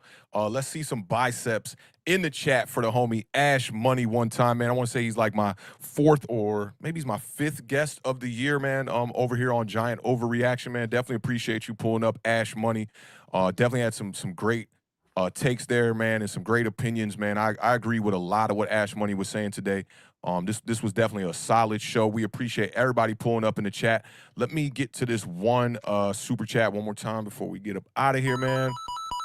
Hey, Bubs, I appreciate you, man. One time he says, thank you for keeping this ish 100, homie. You know what it is, Bubs. That's the only way I know how to keep it, man. And for those that might be even wondering how I got the moniker Awthentik, somebody that I used to make music with gave me that name because like I'm just one of those people that I'll weigh both sides of the coin and then come to my own opinion on it and just try to keep it as real as I possibly can. It's just in my makeup. It's just how it is. It's in my DNA, man. So I appreciate you pulling up, Bubs. You've been a big supporter of this channel, and we appreciate that $9.99 super chat for sure, man. Yo, so many people still in the building here, man. We're still over 55 across all platforms, man. Can't appreciate y'all enough. I can't say it enough, man. Y'all really keep this channel moving. Before I went on today, the power went out like I was telling y'all earlier on. We had like some big power outage in my neighborhood for like a quick 5 minutes. And I looked at that as maybe as an opportunity to maybe not do the show today. But I know that a lot of people rely on this kind of content when you wake up on your Monday morning and you get, you get to your afternoon after your day's been flowing and whatnot. You want to check some Giants content. You want to chop it up with some people that you know in the community. So I felt a bit obligated to come up here and do the show. So you can look forward to us doing the Giant overreactions for the rest of the year. I got about a couple more guests lined up. I know I got Diggy coming in. I got to confirm with him if we can do the show. I think it was on the 27th coming up when he was available. And I want to get a couple more guests. Anybody who's tuned in right now, if you want to be a guest on Giant Overreaction, feel free to email me. The email is authenticmusic@gmail.com, or you can just hit me up on Twitter or any one of these social media platforms. Just hit me up in my DM. Tell me you want to be a guest on the show. Prefer people that have a camera set up for sure, but don't worry about no microphone setups or anything like that. And Ash Money, definitely make sure to hit me up, man, for any advice you want moving forward as far as your audio setup. We just got the Hub set up, man. Hub sounding super, super clean on his last stream that he just did, man. I'm loving the way that his channel is growing still, man. He's one of the Giant content creators that I always make it a point to check out, man. Love what he's doing over there, man. But shout out to everybody that's in the building one time, man. Perry Mack still in the building. Pop Barrios, Ryan C. No Mets, no Nets, no Jets. Young Man is in the building one time. Shout out to Young Man, man. We had a couple of disagreements on Tainer's chat, and appreciate you pulling up in the building, man, because I'm the kind of person that, like, yeah, Ash Money was talking about this a little bit. We're human. We should disagree on things. Everything should not be like, all simpatico and everybody just in agreement all the time, and everyone has this whole right way of thinking. Like, all of us coming to the platform or to the table with our opinions can help us all formulate a general opinion of what we do. And I always say this about myself, man. Like, I look around the internet and I look around on all platforms. I look around at articles. I look at the beat writers. I look at people on FS1, on ESPN, on all these channels, on everywhere I can possibly get Giants content to then formulate my own opinion. So I'm not the kind of person that's like just stuck and hanging my hat on my own opinion. If you can present things that maybe facts that make me change my opinion, I'm always down to change it. And that's why I go by the name of Awthentik. I try to just keep it 100 as much as I can, man. I'm not going to try to give you no fraudulent takes. I'm not going to try to give you no fluff either and tell you like things are just peachy with the New York Giants when they're not. So shout out to Young Man one time in the building. He also said, two players who have been most disappointing is DJ and Saquon, common factor being the offensive line. I totally agree with you on that, bro. Appreciate you pulling up in the building. Razio, the great, amazing guy, is in the building one time. Who else we got in the building here, man? Let me drop one of these. This is an old track from 2011 off an album called Beef and Broccoli. I did with my homie Ethan Spalding. It was called Up in My Room, if you want to check this one out. Real cool, pimped out vibe. Karen Rose is in the building. Haven't seen Karen Rose in the building.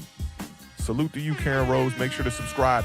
For everybody that's still in the building, if you're new here and you dug the show, man, make sure to subscribe. We do content on Mondays. We do the Giant Overreaction. Tuesdays, we do our recap show from the Sunday's games. Thursday, we do our preview show right before kickoff for Thursday Night Football. And Sunday, we do a show called The Parlay, where we talk about fantasy football and betting along with everybody in the chat. So it's a very group effort to try to get everybody the best lineups possible that day. We also do a DraftKings lineup that we suggest every week. Shout out to my co-host, The Beard, who's not in the chat right now because he's doing a live on his other channel on Over the Years right now. But make sure to tune in Sunday at 11 a.m. Eastern Standard Time. We do the parlay every week, man. It's a great show for fantasy football. We all kind of come to that common ground to get the right lineup. I suggested a couple this week. I suggested Lamar Jackson over Aaron Rodgers. That was not a good look. I also suggested Terry McLaurin. That was another failure. He had 0 catches on the day in that Washington game versus the Cowboys. But make sure to pull up, man. We definitely always having a good time on the parlay on Sundays. And who else in the building before we get up out of here, man? Let's get some more biceps in the chat one time before we get up out of here. My man Jameson said he's tired. I feel you, man. You tired. I'm tired too, man. It's been 2 hours, 19 minutes of Awthentik and my homie Ash Money in the building, man. Derek Lawless still in the building. Cow Tunnel Productions. I appreciate you pulling up, man. I don't think I seen your name here in the chat, man. I see the Devils on the profile pic over there, man. Oscar Unrated was in the building. My man Matthew Gorseca was in the building one time, man. He says, open minds push this society forward. Closed ones hold us back. That is facts, man. Yo, y'all know what it is here, man. At Awthentik in the Beard. We appreciate everyone in the chat. Nobody is a fan of this show. Everyone who pulls up in this chat weekly, y'all are fam of this show. And I appreciate y'all. We cannot do this without y'all. Make sure to check us out tomorrow. We're going to be doing our recap of Sunday's NFC East games, every game, which was only 2 games. We're going to be going into depth about this Giants game versus the Chargers, and we'll be talking about the Cowboys at the Washington football team, which ended up being a pretty good game towards the ending stretch there, man. But y'all know what it is here, man. Keep raising that bar. Just keep raising that bar. Look at every day as an opportunity for you to raise that bar in your life, doing whatever it is you do. For me, it's music and podcasting and content creation. I'm going to look for ways when I sign off to try to raise that bar for myself and make sure to continuously keep living those dreams, man. I appreciate y'all, everyone who's still in the building 2.5 hours later, man. Y'all know what it is, man. Awthentik in the Beard, left side, strong side, in the building all day. Y'all be good. We'll see y'all tomorrow at 7 p.m. Eastern Standard Time. Peace.